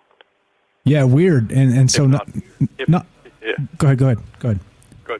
No, like if not something even weirder. Like if you remember that the New Year's Eve thing, the Seattle Space Needle thing, where they had that whole like AR like light show thing they had or whatever, that with those big like futuristic looking Technicolor squid or whatever. Do you remember that big presentation they did? Yeah. And that's the kind of thing that people are like, is this all up to something like that, where, okay, we have advanced tech, okay, there's something flying around out there, and then something strange happens in the sky? Is that why they changed UFO from flying objects to aerial phenomena? Because it will include something bizarre in the sky that's more than just a flying craft? Like, is this flying craft, is this subtle flying craft, like, is almost boring to us, just to kind of like butter the griddle before they really crack the egg over our head? You know what I mean? Like, I'm not sure. Yeah, I've heard that, and I've actually been speculating that recently myself. Like I said, this past weekend we had a Patreon only show. Support the show, Patreon guys, by the way. But you get a couple extra free shows, not free, extra shows, extra content per month. But anyway, so we were talking about that, and there's a ton of things that now. Yeah, thank you. That you can actually point in the sky as like these. Like, it's not just lights and lasers anymore. It's like plasma. Like, these things can look real. So, I mean, the technology is out there for all kinds of crazy stuff to go down. It's just, it depends on, right, like what kind of madness they want to cause, because they can do these things now. And if those are the UFOs, a year and a half ago, maybe they're prepping us. Yeah, go ahead. Like a year and a half ago, like, obviously this seems like this is really outlandish, and we've been like waiting for this for a really long time. But you can say the same thing about a worldwide pandemic, like a year and a half ago. If you had said, like, yeah, they're actually going to do this, we're going to get this pandemic that they lock down everything and they force us to do all this stuff, we would have said, yeah, we believe in that. Yeah, that's something that they would do, but they're never going to actually do it. But they did it to us, you know. And now, like, is this the next thing? Like, yeah, like we believe in these things. Like, we believe that they have these crazy craft. We believe that they can do something strange in the sky, but they won't actually do it to us, right? Like, I don't know. It seems like there's also like so many UFO Corona synchronicities. Like, Roswell happened in Corona, just for starters. That, like, it almost seems like the natural next big zeitgeist event to bring us out of this thing. Memorial Day weekend was basically a giant ritual. Like, my radio had like mask off weekend. Like, this was the big ritual to end whatever this last thing was. And now this next thing we've been getting into for June, leading us into the next 19 months or whatever, could be even weirder, you know? But also, I don't think it's going to happen. If I was a betting man, I would say a whole lot of nothing, you know? More nothing burger. Except, imagine this. Now, the marketing just writes itself, man. This is too easy. If we're marketing Oreo cookies based on UFOs, how about, hey guys, we need to do this. I joked about crowdfunding a senator last night. Let's really quickly crowdfund a company that sells a nothing burger. With a UFO on the package. That'd be good. You should. I'll let you go, though, brother. Great show tonight. I appreciate it, my man. That's Derek from Massachusetts, Night Stalker. Thanks for the call, man. Thanks for listening. Always great stuff from you. I think that's the thing, right? As there you go. Maybe the fast food joints that will be like, oh, by the way, we're going to start selling nothing burgers. And they might sell a ton of them, but I don't know. And I think this is where we're at. It's unfortunate that this information comes out the way it comes out, right? We've been talking about this for years on this show, literally years, all right? Again, we haven't been doing this like Linda Moulton Howe for 30 years, nothing like that. But still, years nonetheless, we've been talking about disclosure, what UFOs might be, even like the alien presence, speculating all kinds of things, right? We've been all over the place, all up and down, dealing with propaganda, constantly. And so at some point, like I said, I don't know. Like at some point, like I know some people that do this type of stuff, and they're like, they got these talk shows and they're like, well, I'm just sick of talking about UFOs because it's always nothing. It's always the same, dozen people, 15, 20 people, like talking about the same 15 or 20 things. And so now here we are on tenterhooks waiting for that moment, the moment of government disclosure. Yeah, right? Is everybody excited? Did everybody order your pack of alien UFO Oreo cookies? Yeah, that's right. That's right. I'm going to put that back up on the stream here because it's real. I'm not even kidding. It actually exists, if you can believe this. And I just don't know. I don't know what to tell you. Like, if this turns into literally Burger King selling like, or, adding little UFOs to their Happy Meals. Good game, guys. Good game. like it's a wrap. It's what's the point anymore? It's like, oh, okay, I see. It's another news cycle to manipulate to sell people some actual nothing burgers.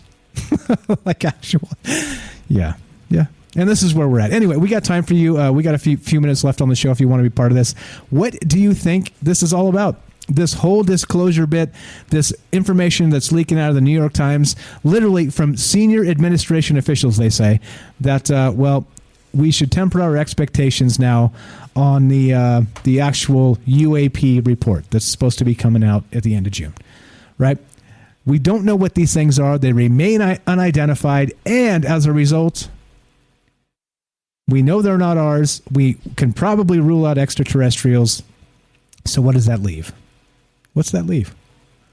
Does that leave? I don't know. What does it leave? Russia? China? What does it leave?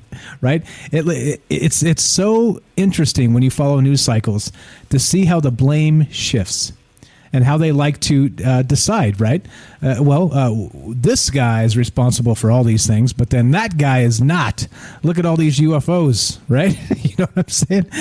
I don't know. Again, it irritates me, all of this. I just, it's what I do. We talk about this. I like thinking about it. I am just exhausted with the propaganda because it's like I said, like I was talking to Derek there. Again, great call, Derek. It is one step forward, one step backward, and we're just doing the UFO do-si-do, or are we not? It seems like that's the case. So, I don't know. Anyway, looking to hear from you. 702-957-1037. Join the Discord. Troubledminds.org is the official website. And so there's more. Let's see. Couple statements here. Christopher Mellon on Twitter says this.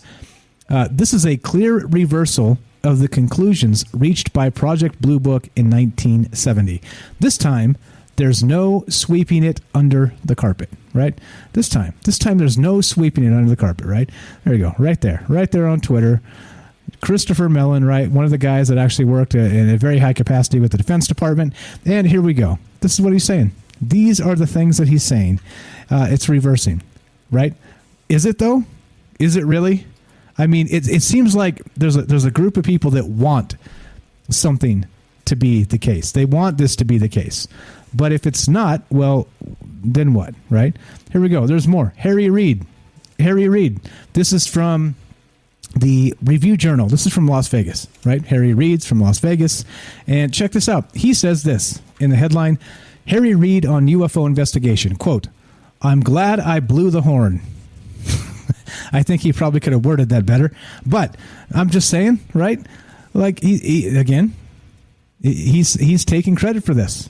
All right, fine, sure. You know, Bigelow and the whole thing and the aerospace and the metamaterials and a warehouse in Las Vegas. Again, did that even turn out to be true? Because if that was true, that would be your smoking gun, right? That would be your UFO smoking gun. But that kind of just came and went from the news cycle, right?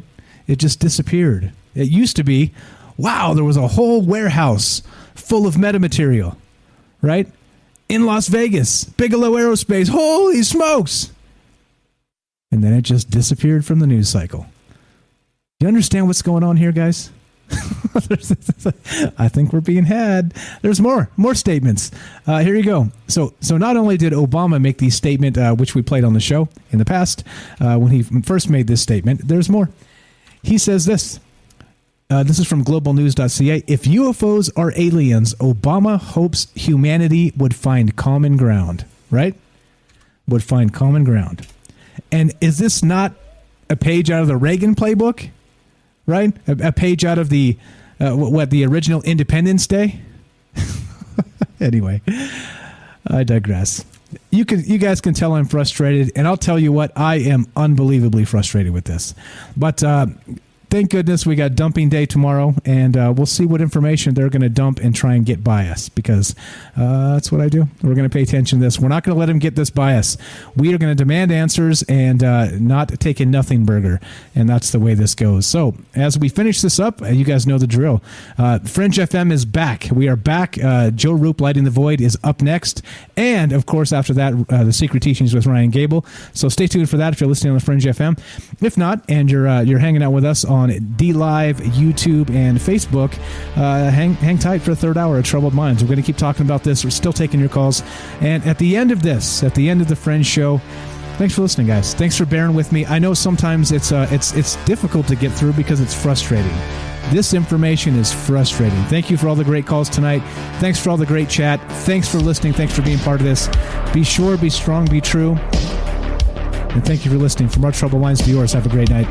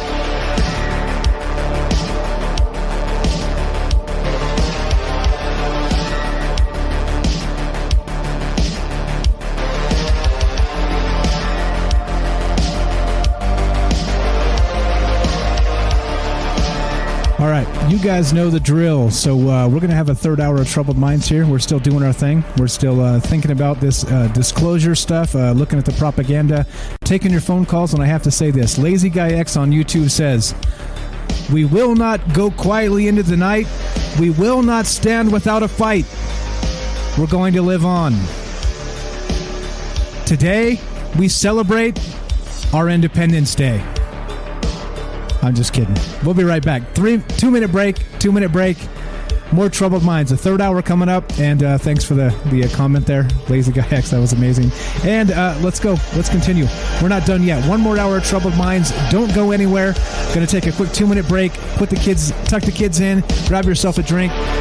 Hit the restroom. Grab some popcorn. Do what you got to do. Stretch your legs. Get your ass back in here. We're still taking your phone calls. 702-957-1037. That's 702-957-1037. And more UFO talk in just a minute. Let's swap the music and do the 2-minute thing, and we'll be right back.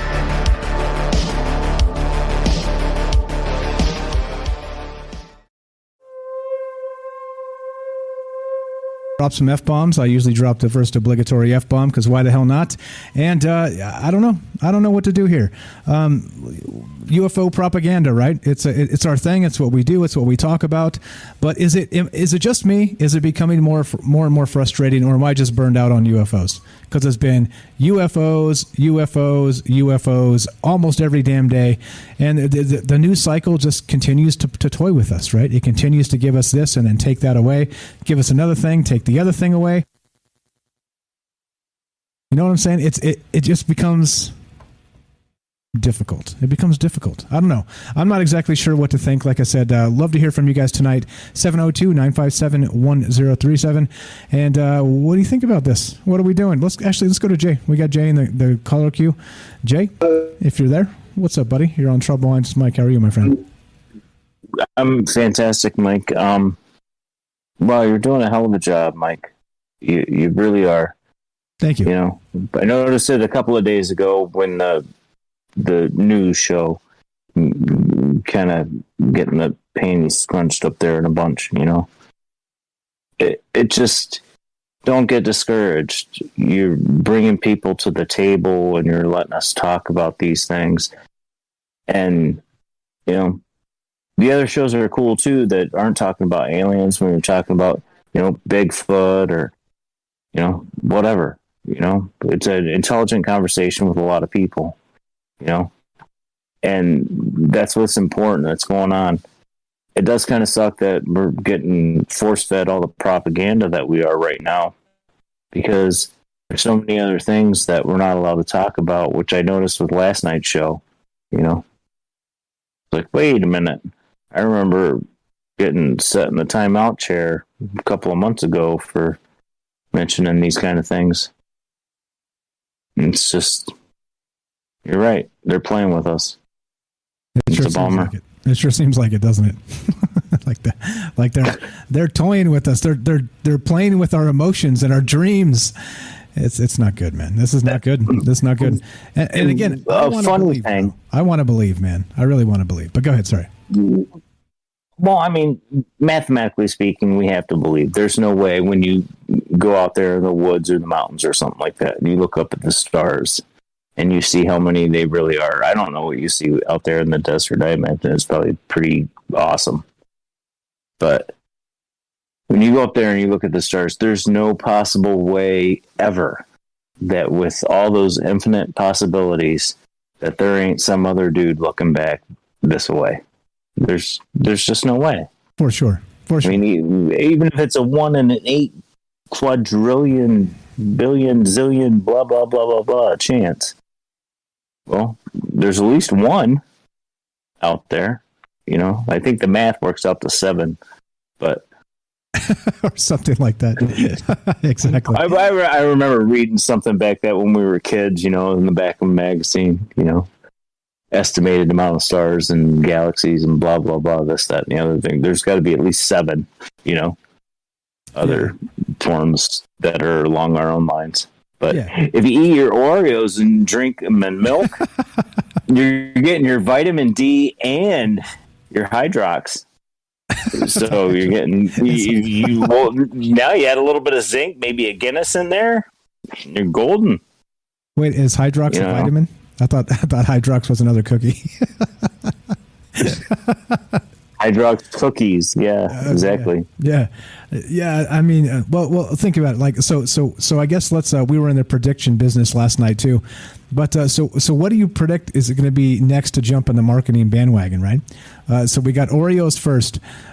Who's next to sell us some nothing burgers with UFO stamps? It's got to be a cereal. It's got to be a cereal.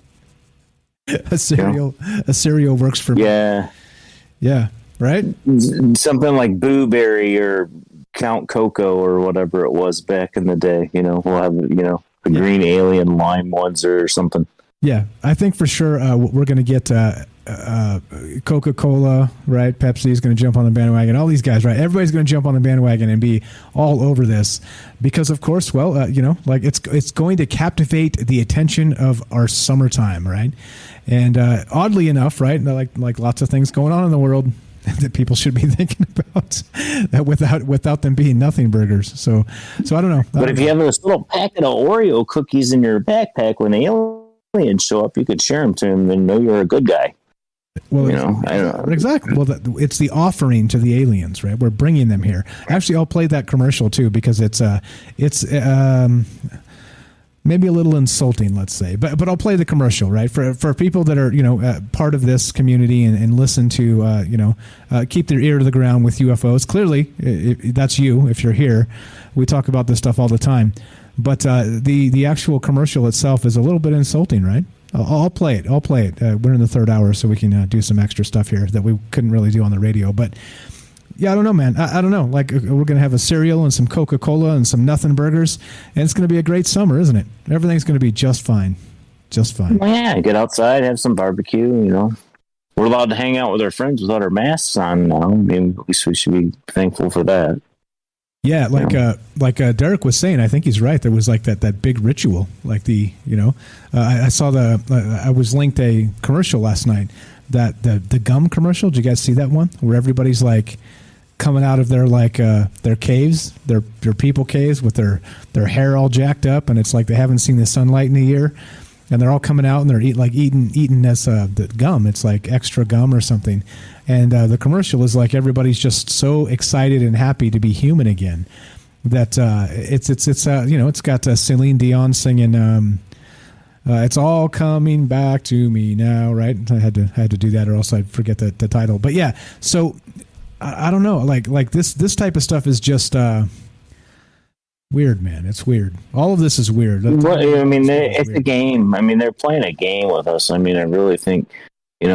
Part of me thinks, we go back and we look at it a couple of 2 or 3, well, it might have been the one show that we got to listen to, semi-biblical, that, we're looking at 2,000 year stretches and, the Mayans and everybody, there's like these little mathematical equations that, even with the Jews and their numbers and everything else like that in their books. And it's just, we know what's going to happen, but there's these other, we're not the priest or the politician or the mayor or the whatever that, is privy to these kind of things. And it's a bunch of guys that have no idea what's going on, trying to figure out how to tell us about, life-changing things. People have no idea what's going on, trying to make up something to tell us about what's really going on. Well, I mean, the email, the yesterday's show kind of threw me for a loop because I was listening to it and the YouTube was buffering on me a little bit there. I was falling behind and catching back up. And I was like, wait a minute. He's trying to get himself taken down today. No, because I didn't hear about it first because I was out doing my thing during the day and stuff. So I had no idea that all that information had come out. And you're ranting and raving about it, and Beechwood's calling up, and Joe from Florida's calling up, and everybody else is calling up and being like going right on it. It's like, holy crap, Mike's had enough. He's done. Threw in the towel. It's just allowed again. Right? The propaganda swings, and it's all good. Suddenly, we got a new administration. It's in vogue to blame China. It used to be racist to blame China, but now it's just the lab leak hypothesis, right? It's just unbelievable how they swing these things back and forth, and we're supposed to just forget, like it's justified politically. Like that. What do they say? The ends justify the means, right? And so the means. Dr. Devious put the email in there today in the chat that had the formula with the centrifuge and the heat and the incubation period and everything. Really? Yeah. You knew that back a year and 2 months ago or whatever? Well, come on, man. That's got to be the censor thing. If you ever get your little censor button when someone drops the F-bomb or something like that, the little sound that it makes should be, come on, man. Come on, man. Yeah. Yeah, exactly right. I don't know. Like I said, this is it's weird times we live in. And, again, I want to believe, too. I want to be that guy that somehow trust the government. You know what I'm saying? It's like the most frustrating thing ever. It's like, look, it's our tax money. You literally govern with our consent. Quit fucking lying to us, right? Just tell it. Like, if you don't know, say you don't know. You know, at least give us the hint, the wink, wink. Well, we kind of don't know, wink, wink. You know, like, I mean, there's so many ways to do this, and it seems like the ways that are happening are just frustrating, killing me. It's probably because of, like you said, with the Oreos. It's about the money, you know. New York Times is that. Come on, man. We've covered your. We're off the air, right? Ass. Yep. For a while, you know. Making up stories and hiding things or printing what you wanted us to print and stuff like that. Well, when this comes out, we want the story. Well, by the way, Oreo gives us a lot of money. We're going to give them a heads up so they can be number one on the marketing thing. McDonald's with the little toys, all that, you know. Talking tons and tons of money. You know, we're playing around with Dogecoin at, 40 cents a pair, you know. These guys are talking billions and billions, maybe even trillions of dollars. That you got to let us in on it, dude. We've been backing you up forever. Exactly. $1 trillion budgets. They aren't made out of thin air. That's for sure. That's for damn sure. So we got a couple calls, man. Do you want to hang out and wait there on the on air, or what do you want to do? You tell me what you want to do. Man. I'll bounce off to save battery. Okay. Because I'll go back and get you on the YouTube. Okay. Perfect. Then don't go anywhere because we're going to finish with you. Remember, we're doing the outro with Jay. I'll come back. Okay. Appreciate that, man. Right. Thanks, Mike. Yep. Thanks for the call. We'll talk to you soon. All right. So there you go. As simple as that, right? It's you want to be on the show, 702-957-1037. There's the phone number. You can give us a call. And Kelly, hang tight just a sec. I'm going to go to Beechwood real quick because he's on the telephone here, and then we'll get to you just after that. What's up, Beechwood? You're on Trouble Minds with Mike. How are you, my friend? Hey, what's up, man? I'm doing good. It was a good show. I like that first caller made some real good points. Got a good train of thought. You know, sometimes you got to try to put yourself in the government's shoes. Doesn't mean you have to act upon those thoughts, but try to think the way that they do. But yeah, I think it's going to be the term nothing burger with the disclosure. But I did travel to the future. I think when they do stuff like this and they keep giving you nothing. Well, first of all, I think it's the same group that runs everything, whether what you believe. But if I can get you sick of aliens and there's no answer, in this day I could repackage religion and sell it to you. And I think there's going to be like a hip new retranslated religious movement. Kind of like when you read old Shakespeare and it's in old English and you get the translated versions now, they're in modern day. But, with the Oreos things, I just thought it was weird. When I was a kid, I always thought the Nabisco logo looked like a satellite dish. And it's like a little oval and it has like a cross and an X on it. And now if you look up Nabisco, all these companies track back to like the same people, man. They were owned by Kraft till I think 2010 or 12 or something. And some other big food company bought them. But if you look up who founded that company, one of the Krafts is there. It's a bunch of like big names in history that are all connected to like that inner elite circle. And, with marketing, I know somebody that worked for a marketing company and they start coming up with stuff, like commercials and stuff. They start coming up with them like a year before they're released. I hear Super Bowl commercials. They start making the new ones the day after the Super Bowl for next year.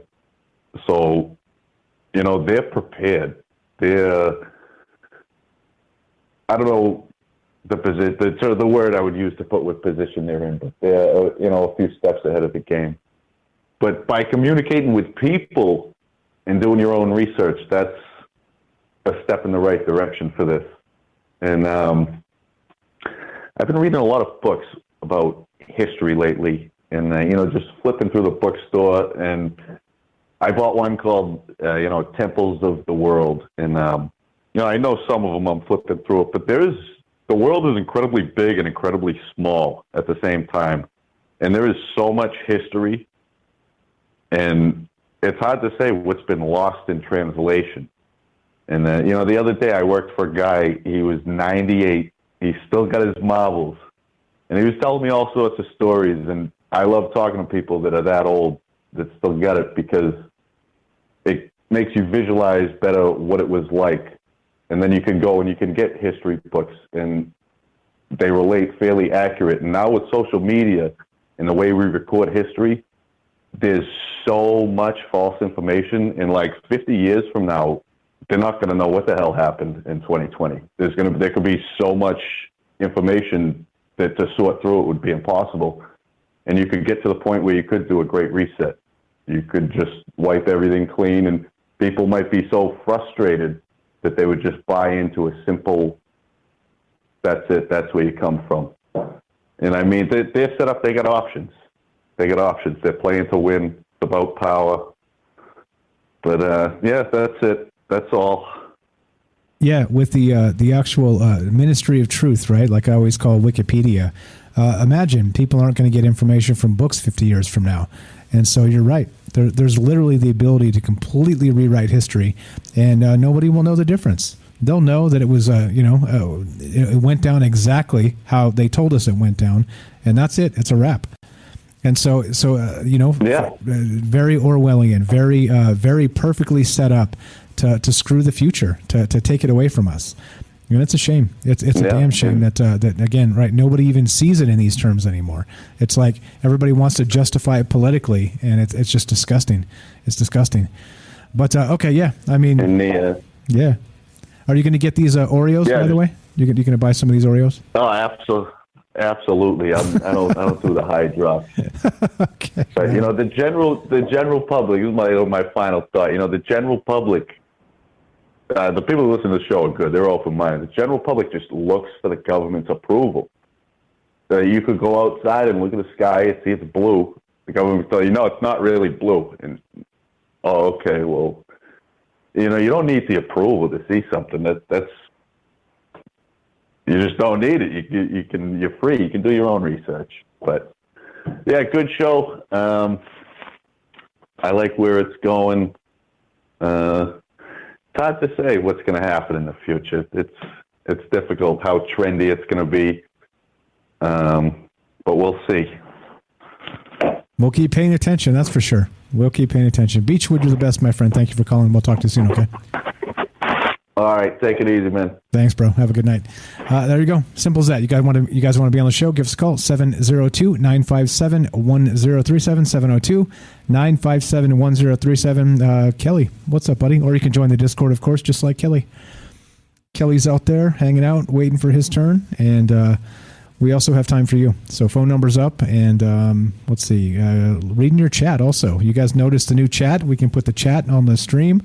That's just YouTube right now. I think we might be able to build in Facebook as well, but, well, let's see how long we're on Facebook. just saying. Just throwing it out there. But okay, so anyway, Kelly, whenever you're ready, buddy, and I'm going to keep talking about this stuff. Now, the weird thing is not just this. Actually, let's play this. Let's play this commercial. I said we play this commercial. Let's do it. I think this is probably the best way to do it. Let's do this. Let's take the comment down. All right. Now, this is the actual commercial they did for Oreos. All right. Here you go. Check this out.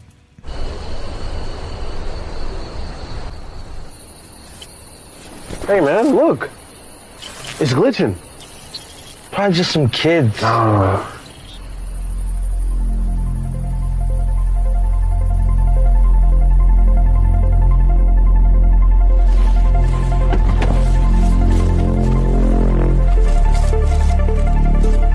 Found it.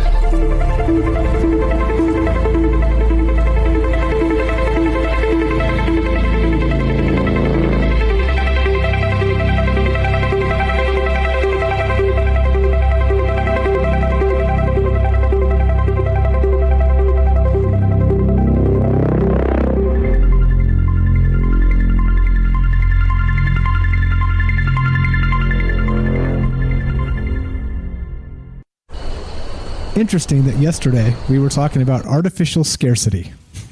Artificial scarcity. And now we have Oreos telling us limited time only. Get your Oreo offering for the aliens. Limited time only. Limited quantities available, guys. You guys have to go to Oreo.com, right? Marketing, baby. Marketing. That's what this is all about. So not only that, all right. Did you see what happened? So we had a couple guys sitting there. They're in the truck. They got the Oreo jackets on. They clearly work for the Oreo company. Which is what? Nabisco? I don't even know. They like Beechwood said. They all kind of commingle, these big corporations. They're all under these conglomerate umbrellas of assholes, let's say. And just that's my opinion. Of course, that's not. It couldn't be factual. But in any case, they're sitting there with their Oreo jackets on, and they're out in the middle of nowhere. It looks like. And they have this something happening. That starts shaking. It's glitching. They're looking at like an iPad or something. And he's like, "It's glitching. Nah, that's some kids or something." But then the UFO comes in, right? That thing starts shaking, and they're looking around like, "What the hell is this?" And then they get out of the truck and they go check on their offering. Okay, their offering, which they're offering to the aliens, was Oreos. And where did they put it? That's right, in the middle of a cornfield, right, with their own little Oreo crop circle. Yep, that's right. And then, to boot, they actually, let's see, did I? No, make sure I didn't mute Kelly. Then the camera pans out, and there's a larger crop circle around their little Oreo offering crop circle. Anyway, you get the point, right? I think, like I said, is it a little bit insulting, or am I just too sensitive at this point? I don't know. Richard says, "What's up? Oreos, tasteless biscuits that full of fuck all, unless your cat is called Oreo." I like that one. That's a good one. Let's put that up. Jack says, "Boy, they really think highly of themselves." Yeah, exactly. Tinfoil Hat says, "Are crop circles going to come back now?" I think that's a good question. Maybe. Maybe they're going to come back now. I don't know. I just don't know. And like I said, get ready for the Nothing Burger summer. Yeah, maybe. I got you, Robert. I got you the end of the Mayan calendar. It could be, man. It could be. Maybe that's where we're headed, right? Andy says, people need to record our elders so we can pass it down to the future children. Amen, sir. Amen to that. What's up, Tam Bam? How you doing? What's up, Penny Bunny and the Penny crew? I see you guys had a late stream, and thanks for showing up tonight and being part of this. I know the folks in the United Kingdom are passing out because it's late, but what can you do? What can you do?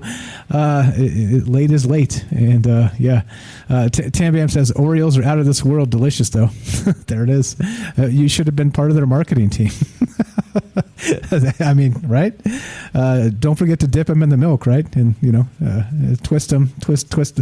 How do you eat them, actually? Do you twist yours, or do you just, like, go straight for it? You know what I'm saying? You get the point, right? The marketing these guys. I don't know. I have no idea what's going on here, but this is disclosure, guys. This, think about it. This is disclosure. The New York Times saying basically, well, it doesn't exist, except, let's go back to that, actually. I know we have people coming and going the entire time. Let's just go back to that real fast. Here we go. New York Times leaked this today. Government finds no evidence that aerial sightings were alien spacecraft. All right? Straight from the New York Times, right? Straight from the horse's mouth. The New York Times. The paper of record, they're called. All right. And so the strange objects witnessed by Navy pilots remain unexplained, but officials briefed on a new study say they are not secret technology from a classified American program. So the implication is this. They are not American technology. They've ruled out alien spacecraft. So what does that leave? What exactly does that leave? Russia or China, right? Or the Alex Jones breakaway civilization, right? Something like this. They say they're not ours, but then they're doing these other things. I don't know. I don't know what to think. I don't know what to think. Matt says next is going to be alien milk for alien milk. Tinfoil Hat says dip them in green milk, and that's kind of it. What's up, Richard? The Bunny Club in the house. Thanks, guys. Thanks, guys, for showing up. Thanks, Penny, for doing a late stream and bringing everybody over. Appreciate you guys being part of this and enthusiastic and liking these conversations. All right. So again, right? Propaganda. Anybody going to buy their Oreo cookies, their UFO Oreo cookies, right? So what's next? Is it milk? You guys remember in that Star Wars, the crappiest one they ever made? I think it was The Last Jedi. They had Luke Skywalker on the planet there, and he was drinking green milk out of like a alien breast or something. You guys remember that? A friend of mine out there who might be listening tonight, shout out, buddy, up there in Carson City. I know you guys might be listening.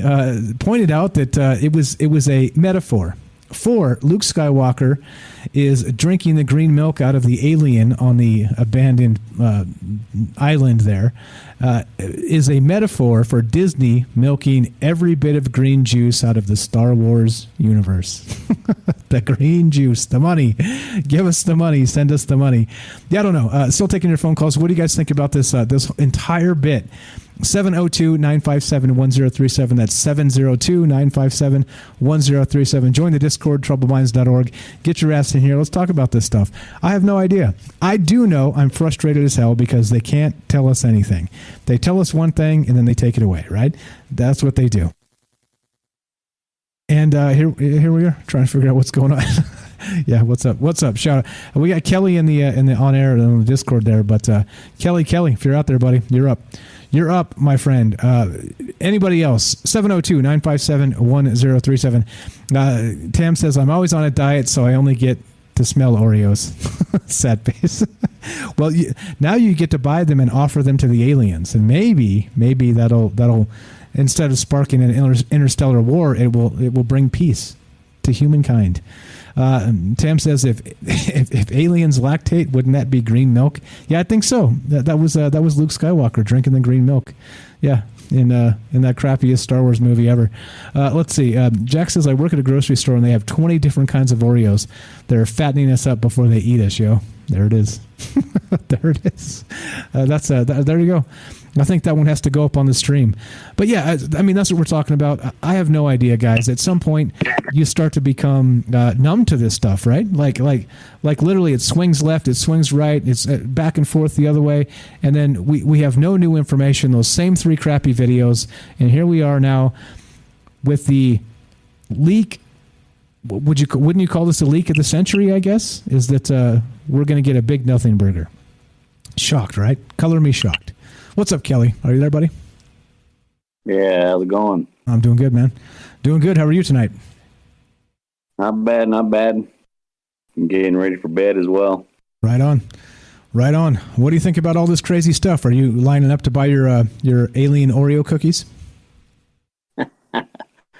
No, I don't think so. No. That's not even actually, So, but I don't know. This whole take on the whole government thing is kind of funny that New York Times wants to come out with something like that. That journalist needs to either be cracked upside the back of the head or, taken to school on what the government's been into. Yeah. Yeah. Something is suspicious, isn't it? Something isn't right here. Yeah, I mean, if you don't mind, if I take a couple minutes of your time to go ahead and just, for the government and the listeners out there, just to give them a little brief run through on what the government's been doing. So I'm going to start from the beginning where they talk about anti-gravity, right? So Nikola Tesla was talking about anti-gravity, right? Back in the day. He actually happened to have a patent. Patent number is 1655.144, and it's called the space drive, is what he called it. Right? It's an anti-electromagnetic propulsion system. It's a dynamic theory on anti-gravity matter, right? It actually even rejects the notion of curved space-time. That's why he always butted heads with the other physicists, because they were saying that all they were was theories, and he would create shit that would, to prove them all wrong. But besides that, you had after that, you have the gravity. You would have what after World War II. Everybody knows about Operation Paperclip. At German scientists, and they found these blueprints on what they call the Hindenburg or the Vril craft. right? And after that, you have some, here in the U.S., you have the Gravity Research Foundation in 1946.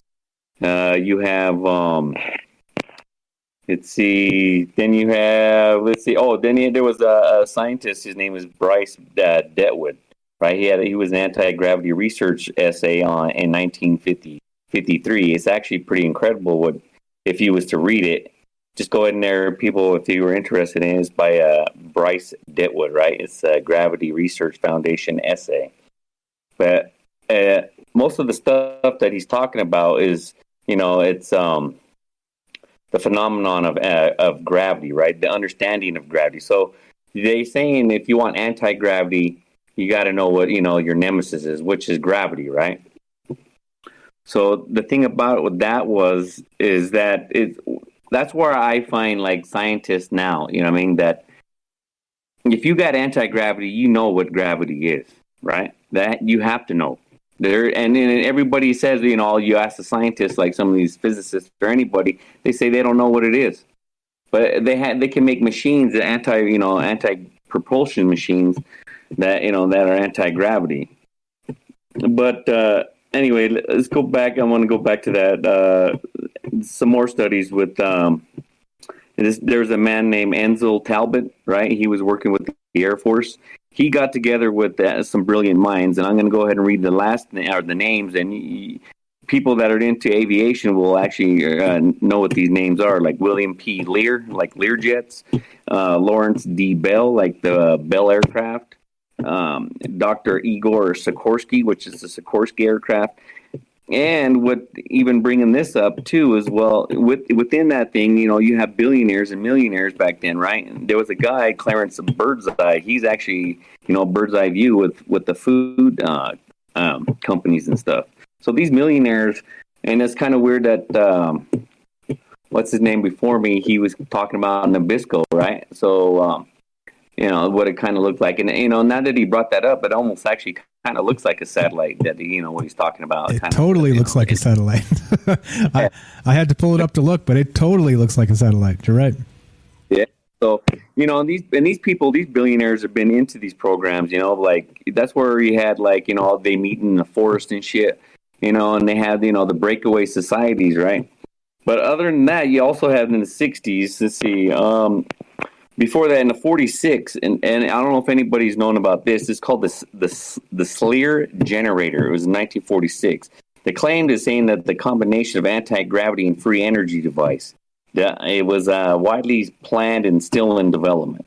Then you have the Dean drive, which is in the 50s and the 60s, right? This is a reactionless drive.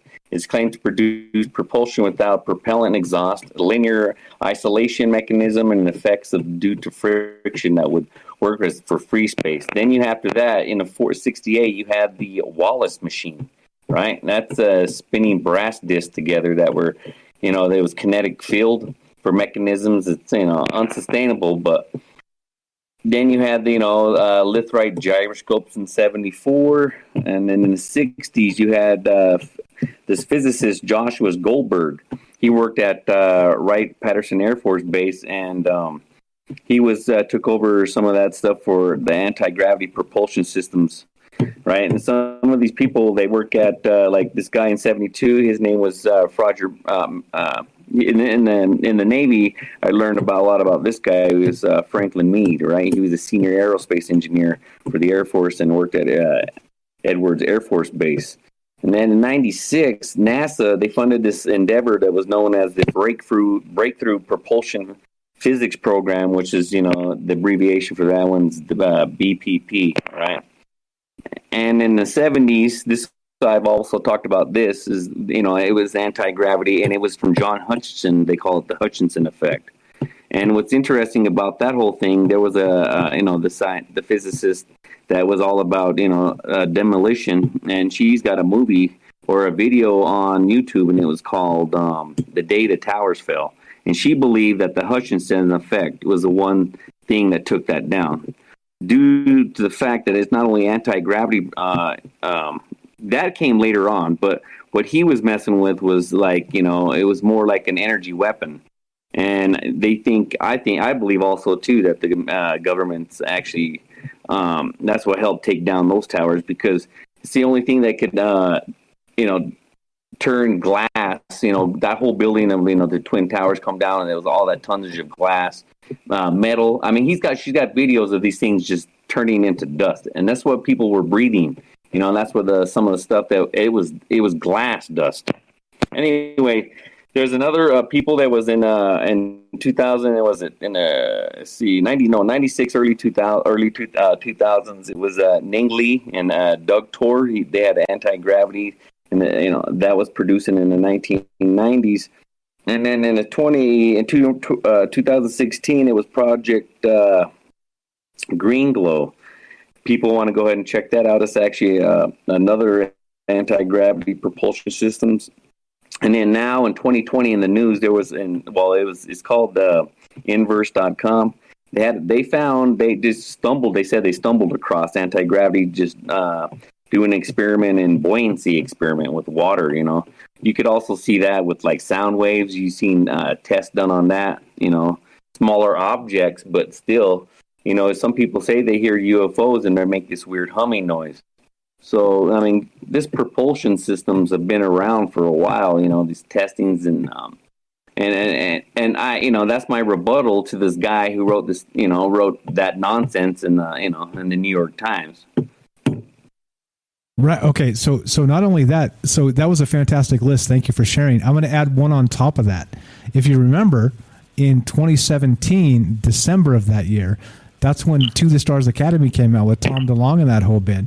He went on the Joe Rogan podcast and he said they had anti-gravity tech with Art's parts. You remember that? The magnesium, bismuth, that whole thing with Linda Moulton Howe that supposedly had a trail that went back to the Roswell crash. All right. And they said that they were able to blast this thing with terahertz and it would lose mass. Remember this? This was recently. Yeah. This was within the last couple of years. so it's like, wait, what? So all of these things, right? That's again, fantastic list. I'll throw that on top of it all. But what exactly? So what in the world? So are they telling us now? So they're basically saying in that New York Times article that, well, they're not aliens. We can pretty much rule that out, but it's also not us. Doesn't that sound like the biggest lie you've ever heard? What does that leave? Russia, China, and Iran, and North Korea? You know what I mean? It doesn't make sense. It just doesn't make sense. What kind of makes sense is what Night Stalker was talking about earlier.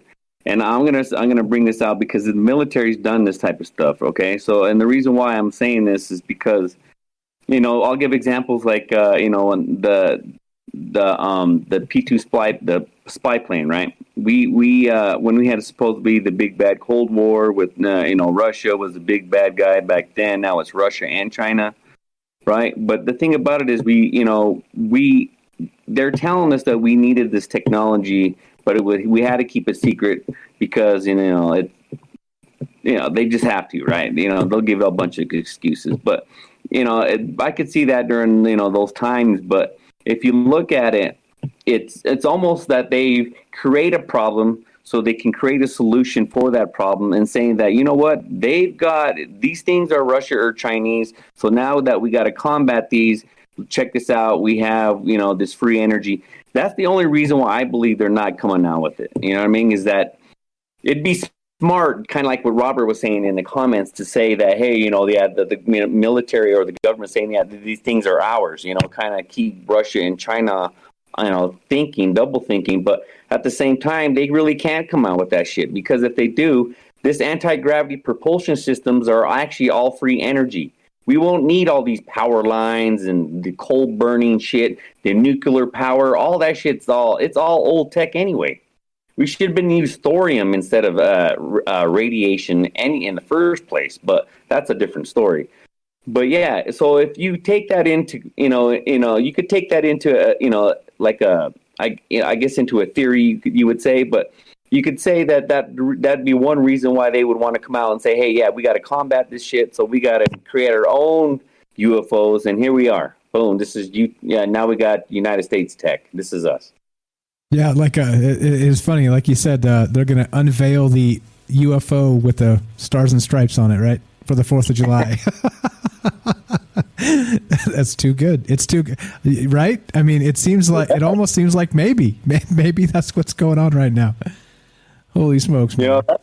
That's what I would do, because they've been doing that, that's how they come out with all the tech, the P2, and then they came out with the Blackbird, look at all this new stuff that we just kind of come out, because even then too, like in the early 60s, right? That's when after with like Tenzel the Talbert, like you're saying, like what you're talking about just now, their study was when they shot something with with some energy, right? It started losing mass. That's what their stuff was, and then it became anti-gravity with that. But Skunk Works came in with that after that. When Skunk Works happened, you even listen to what I can't remember his name. He was the leader of Skunk Works back in the 60s, right? Even he said that we had technology. There's a quote from him saying that we had a technology to take ET home. Is that John Lear? John Lear said that, right? Yeah, I believe so. He said and that's him, even Lear too. He was part of that. He was saying that, we not only could take ET home, but whatever you can dream of, we could already do.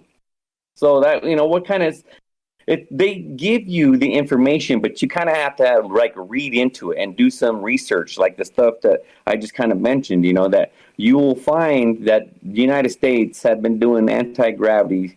Even when I think they ran with what Tesla's space drive and from 1928, and like the Germans, they found something. I believe that's my theory is that I believe that they found when they were sent the SS around the world to dig up stuff in Peru in these ancient areas, like Egypt and Afghanistan, Iraq, all these places. They found something, I believe. That's what I believe, that they found something because they were into those ancient writings. And then, how do they become a superpower in World War II, right? They had jet engines, they had missiles, they started working on anti-gravity, the Bell, the Glock, all that shit. They're just finding out, they were mind blown when they found this shit. Yeah, well, exactly. And I don't know, and then we didn't even talk about Bob Lazar, right? We didn't even bring him up in that list that you had, and the Tom DeLonge stuff. I mean, either this is, I don't know. It seems like too much. It just seems like it seems to me that maybe it is going to be. It's going to be the UFO with the stars and stripes, right? It's going to be that we have this technology that we've been working on since who knows how long ago, that turns out to be, hopefully, like Night Stalker was saying, hopefully it's some sort of energy conversion process where maybe we are switching over to that post scarcity world type of thing. I mean, we can only hope, right? But I don't know, man. I don't know. And I know is sure as shit they're gonna weaponize everything first. And so that's part of the problem here. That's what we're doing, and that's why we're talking about this. It's nuts. This stuff is nuts, right? Like if we have actual unlimited energy in some capacity like this, and it's not worldwide at this point, they're using it for power and control. Is that what it would be? Of course, I think that's what it would be. Yeah. I mean, I'm with you too. I mean, I'm hopeful, just like with Nice Doctor was saying that, that it could be that too, though. It's an energy conversion because, all this oil, and all this now they're saying with gas and, always the crisis and, the pollution that comes with the shit, because, all these things leak, they're not going to stay stable. The ground moves constantly. There's going to be, these things do not, or they shouldn't be used anyway. These fossil fuels are, I mean, that's the old one of some of the oldest tech already. It's ridiculous that we're still even using it in my eyes. Yeah, I mean, and I feel sorry for these people, yes, that work in these, the gas and oil, fields and whatever in that division, but not everything stays around, my brother. It's got to, the future's got to move forward, and it's going to move forward without you, and maybe it's, that'll, some of the stuff like that, like the so-called, hopefully not everybody will be poor, but if there's always they show in the future in some of these bullshit ass movies where everybody's the demolition of the planet, and then you got somebody whatever. But if that's the last thing you can use is fossil fuels, then so be it. But I'm hopeful hopeful that this is a step in, the green direction where we need to go, because that's where the future is. It's not, still trying to burn up, because all these oil fields, no matter how big they say they are, in trying to, secrete all this shit out of the planet, that shit's going to run out sometime or another. It doesn't. Fossil fuels, the rate that this planet is using, with everybody using gas, everything's gas or some kind of fuel like that. The alternative is just get rid of it. Just stop using it. Period. Well, which of course we can't, because right, we're locked into that. Like Ash always says, the petrodollar, like Saudi Arabia. I mean, there's so much here that these power bases are not going to let go. It would take a war to make them let go, and I think that's part of our problem, is that we have so many factions that are protecting their own interest with oil, with all the rest of these things, that it's going to have to break down society entirely to really flip us over to that. Which I hope I'm wrong. Again, when I make these statements, I hope I'm wrong. But it just seems like that if it was an easy transition, it would have transitioned, But it hasn't. It just hasn't. But in the past, it could have. If we would have went with Tesla's tech, we would already be Wi-Fi. Everything would have been powered through. And this is the thing: you don't even need like solar energy or anything like that. He was drawing power from the ionosphere, right? That's pure energy itself. It's like constant static electricity. You could power anything. He was just like he was saying, kind of like Wi-Fi, what he was talking about.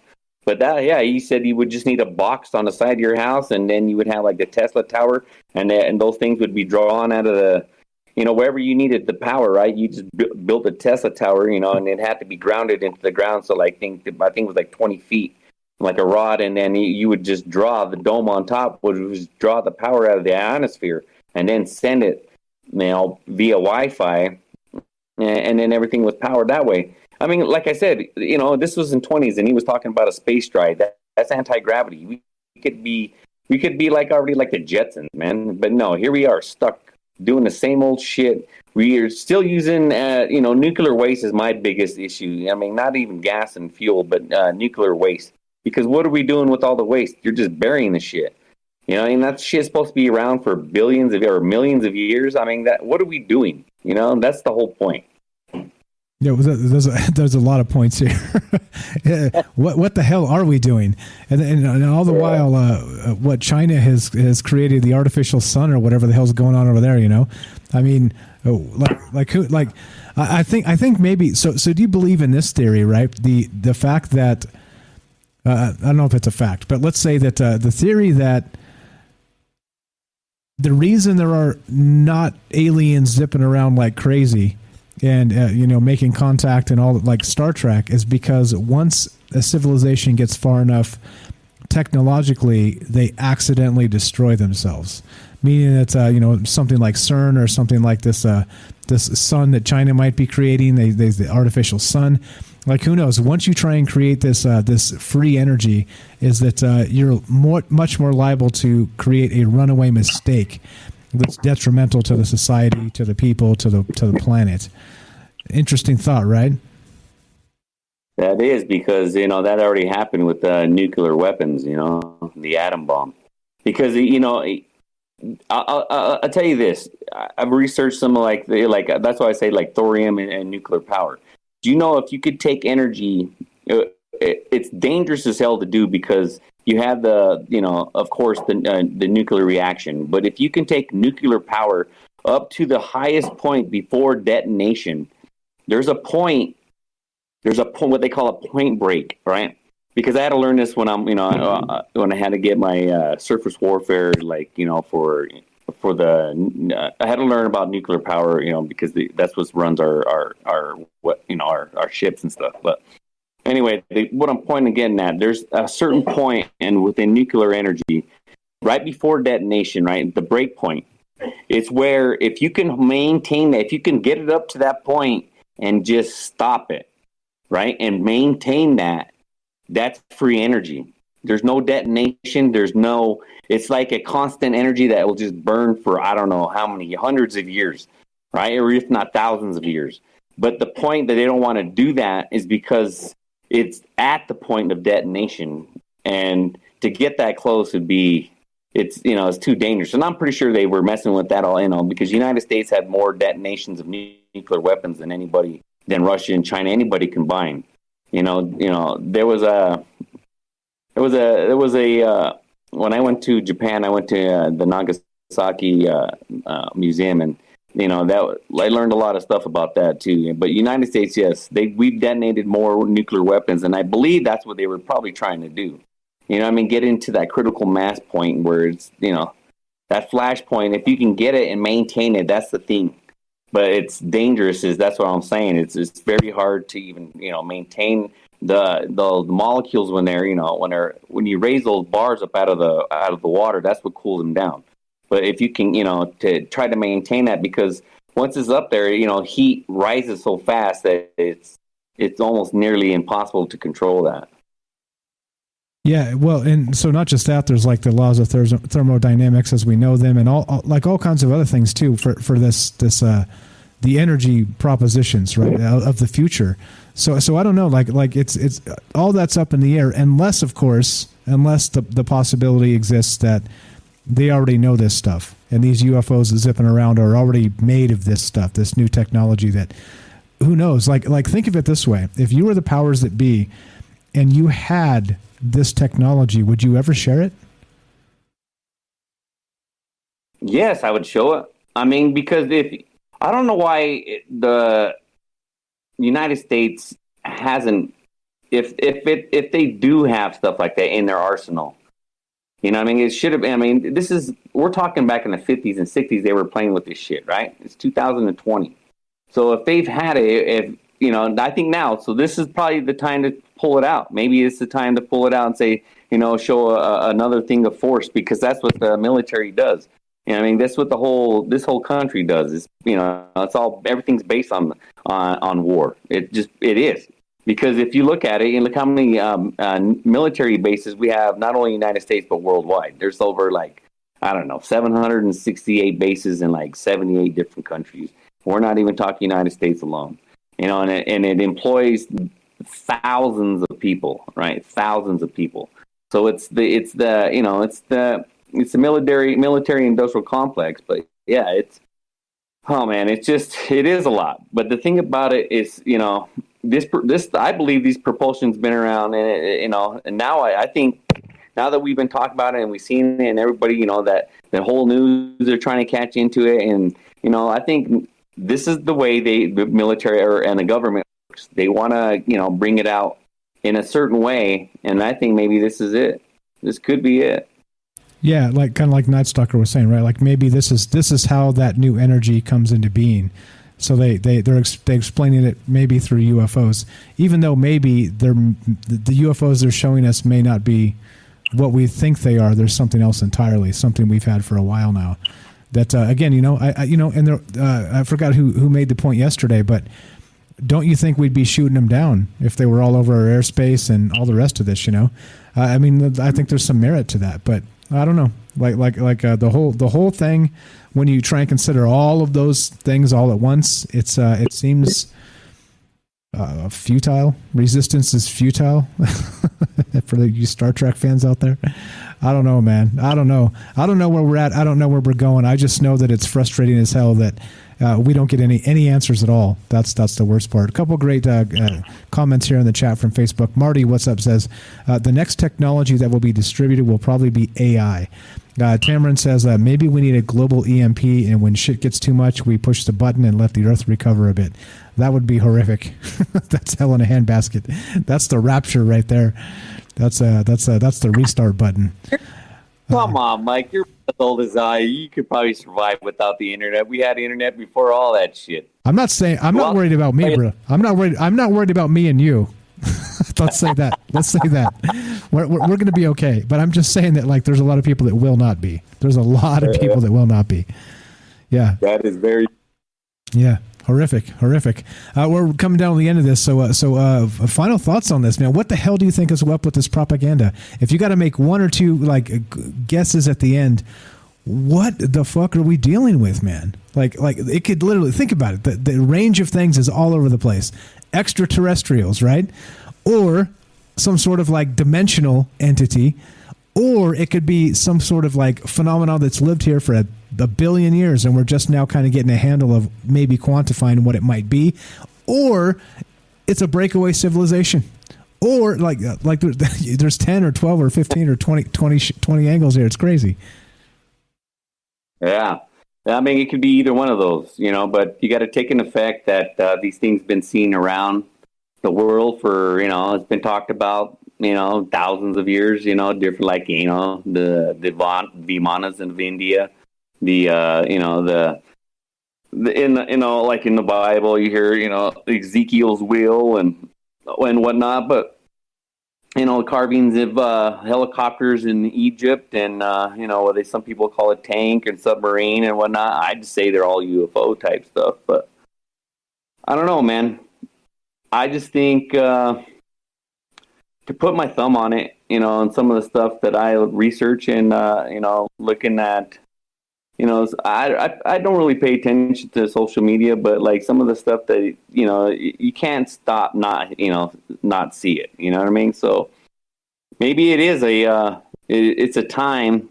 It's either, for me, it could be either a couple things, not so many as the other ones. I don't never say no to anything, but for me, I would say it's either they're going to let us know that, there is an alien civilization that's been with us and has been around us, trying to keep us, just like the Barack Obama saying that we could, they hopefully that people could, take that as, would actually, I guess, live with these things, different, if they're these other species, especially if they say they walk around us, they must be human type looking or humanoid type looking. So I don't know. For me, I would have a problem with it. Like I said, I ran across what I believe is a reptilian type being. I've talked about this on the podcast a couple times, but yeah, I mean, if it's that, I'm ready for it. I've been ready for it. I mean, it's just something that it was been with me that, since I was a kid too, I'm just not scared of anything. Yeah. In that aspect, but, or is it, they took that technology and obviously I'm not saying that human mind could not say that, building anti-gravity like Nikola Tesla, right? But I'm saying that where some of this has got to come from somewhere, it's where do they come up with the technology? Yes, Tesla had the idea, but he didn't have the know-how or the equipment to do it back then, I would say in the 1920s. But if you look at it now, I mean, it could be ours. Obviously, some of that, I would say some of that shit's ours. If they're not shooting it down, like I said, we talked about if they're on the shores on the East Coast and West Coast on the shoreline, they're flying these things around and trying to get the characteristics on it. And if they do crash, guess what? It's going to crash in the ocean. It's easier to pick that shit up out of the bottom of the ocean instead of over land. Then you have problems with, people saying, oh, I seen a UFO. There was a crash. Everybody with video cameras and all that. Yes, I would test these things over the ocean, and if they do have a mechanical failure, you will have, the ability to pull that stuff out the ocean because there ain't nothing going to be around there, right? Unless some ships, but you're the military. You can keep all that shit away from you. So, yeah, that'd be one thing, too, or it's just, I don't know, like that guy that called up on that old radio show back in the day, he was saying that they're multi-dimensional beings from a precursor, of the moon landing. So who knows? I mean, I'm with you, bro. I don't know, but I'm with you. Life's too short to be scared, man. If this is a War of the Worlds, man, let's lock and load, brother. let's do this, and again, don't get me wrong. I never advocate for violence. I'm saying if this is an alien invasion is what I'm saying, right? I'm sure you'd want me on your side. But that's the thing here is that there's so many angles to look at this from that we're not getting any information. And this propaganda from the government, from the media, is frustrating. It's frustrating. It's the same sort of thing that back in Project Blue Book, it's the same sort of thing. How the government was doing its best to undermine the entire project, and then J. Allen Hynek, of course, who was part of the scientist behind Project Blue Book, the guy actually doing the science experiments and following up and all the other things. He ended up leaving that entire thing believing in UFOs when he was supposed to be the one debunking them. So, yeah. I mean, I don't know, man. The point is that people like us that listen to this radio station has been on here and that's looking for something. We know it's deep down inside there is other civilizations. I mean, that's a give me. I mean, no one can ever. I don't know what kind of scientist or physicist or whatever you want to call yourself. If you're claiming that there is no life out there but us, you probably should just go back to school. First. No, because they'll tell you that in school. Like maybe the possibility of that is enormous. So, but to have another civilization doing what they're doing, I mean, that is incredible. They're almost, I would say, light years ahead of us. So, we just, as us, maybe they can't, maybe it's a prime directive. They're not supposed to come down here and, help us out. You know what I'm saying? That we're crawling and they have to let us start walking. And then once we start walking, we start running. And then after that, then they step in. Yeah. No. Yeah. I hope so, man. I prefer that to alien invasion, but like I said, I'm ready. I'm ready. I'm with you, man. We're gonna do this. We gotta do this. We gotta do this. Kelly, you're the best, my man. Let me know if shit hits the fan. You let me know. We'll go underground. We'll get a plan together. Okay. Oh yeah, we're already planning that, so we'll let you know what the coordinates are at. Right on. Sounds good to me. Thanks again, Kelly. I appreciate you spending your time with us tonight, as always. All right, brother. Yeah, have a good night. Appreciate it, my man. You too. There you go. Good stuff there. Kelly from Colorado, the very first caller on the show. He's still with us after all these years, talking UFOs and talking all the crazy stuff we talk about here, free energy and you name it. I don't even know where to go with a lot of this. I don't even know. But let's go to Jay. Let's finish this sucker up with Jay. Thanks again, guys, for hanging out with us tonight. Thanks for being part of this. Thanks, Kelly. Thanks all the calls and all the great chats. Welcome back, Jay. Welcome back to the show, Jay. Let's do the outro with Jay because it's a thing now. Mike, I'm going to go back to that one that I started off when we started you did the thing with the Masons for me. The witness of time and the light of truth and the life of memory. I mean, I really think that's where we are. We see things. We're out there taking a pee, listening to your show, and see what you think is a satellite, and then it takes a 90-degree turn and gone. They're there. Something's there. Disappointing. Something's there. I mean, I've been all over the country and seen crazy things. The people that are getting pictures of eons rockets blasting off there with their different kind of gas and stuff like that. Those are brilliant. I mean, they're beautiful, But if you had no idea what was going on, what would you say to yourself about that? You see that? Yeah. What is it? I don't know. Now we have social media and we know that it's the rockets. And do you see the little funny thing that he did with the Starlink? Who's Jeff? Did you see that? No. What happened? Elon Musk put his satellites up there in a little row to who's Jeff. Really? Oh, they spelled it out? They spelled it out? Yeah, they spelled it out. When they passed by overhead, they were in order. I thought it was funny. That is pretty cool. So you could actually do that. He's begging for grant money, and I was like, well, we're already here. So, you want grant money for it. Hey man, it's all about grant money. It's always about grant money. If anybody knows a good line on grant money, let me know. Just let me know. Trust me, I tried it really big in that building that I got my fancy books from and stuff, I don't know how to write grants. I'm not a grant writer. Gotcha. If anybody out there can help us out, get grants for, I don't know, what do they pay money for doing useless research? I can do useless research, guys. So if anybody has a line out there, let me know. I'd love to do it. We'll live stream useless research. I can't even say it. It's too funny. Okay, all right, let's get the hell out of here. Let's finish it, man. Let's finish it. This is the end of the week. Sometimes some weeks just seem longer than others, man. And I think all the ups and downs with all this UFO stuff, just following it too close sometimes. Maybe we'll do a palate cleanser next week and not talk UFOs at all. We'll see how I feel, but I think it's worth paying attention to. And don't forget to get your damn Oreos, guys, because of course if the aliens come and you don't have the Oreos to offer, maybe your lunch after all.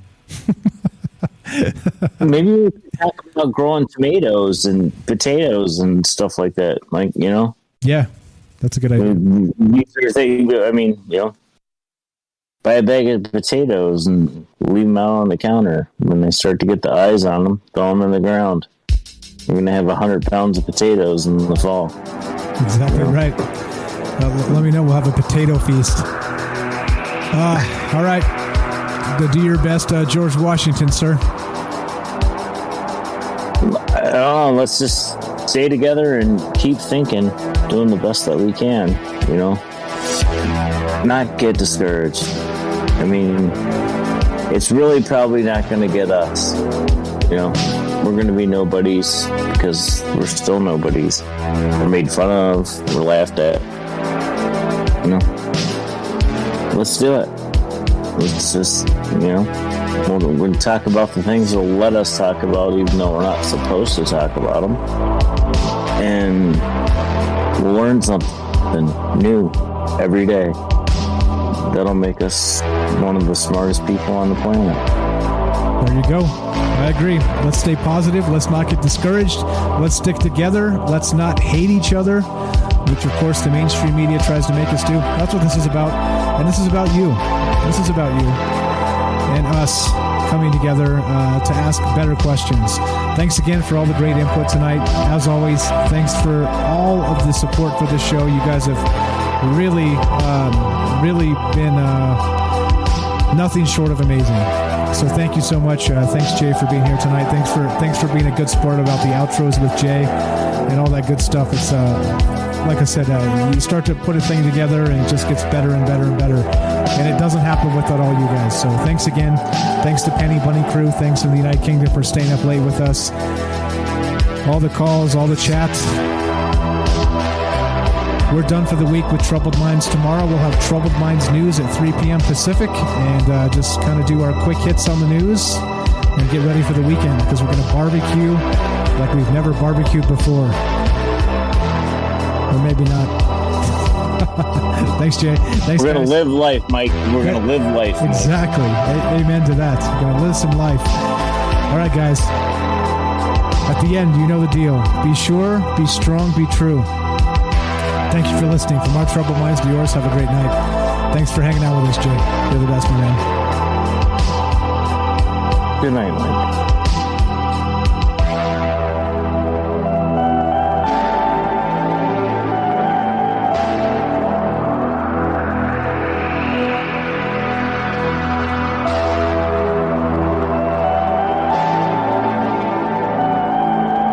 I would say it's either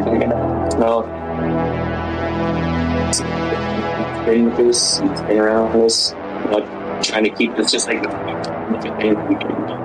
way people could, take and, would actually, I guess, to live with these things, they're these other species, especially if they're around us, they must be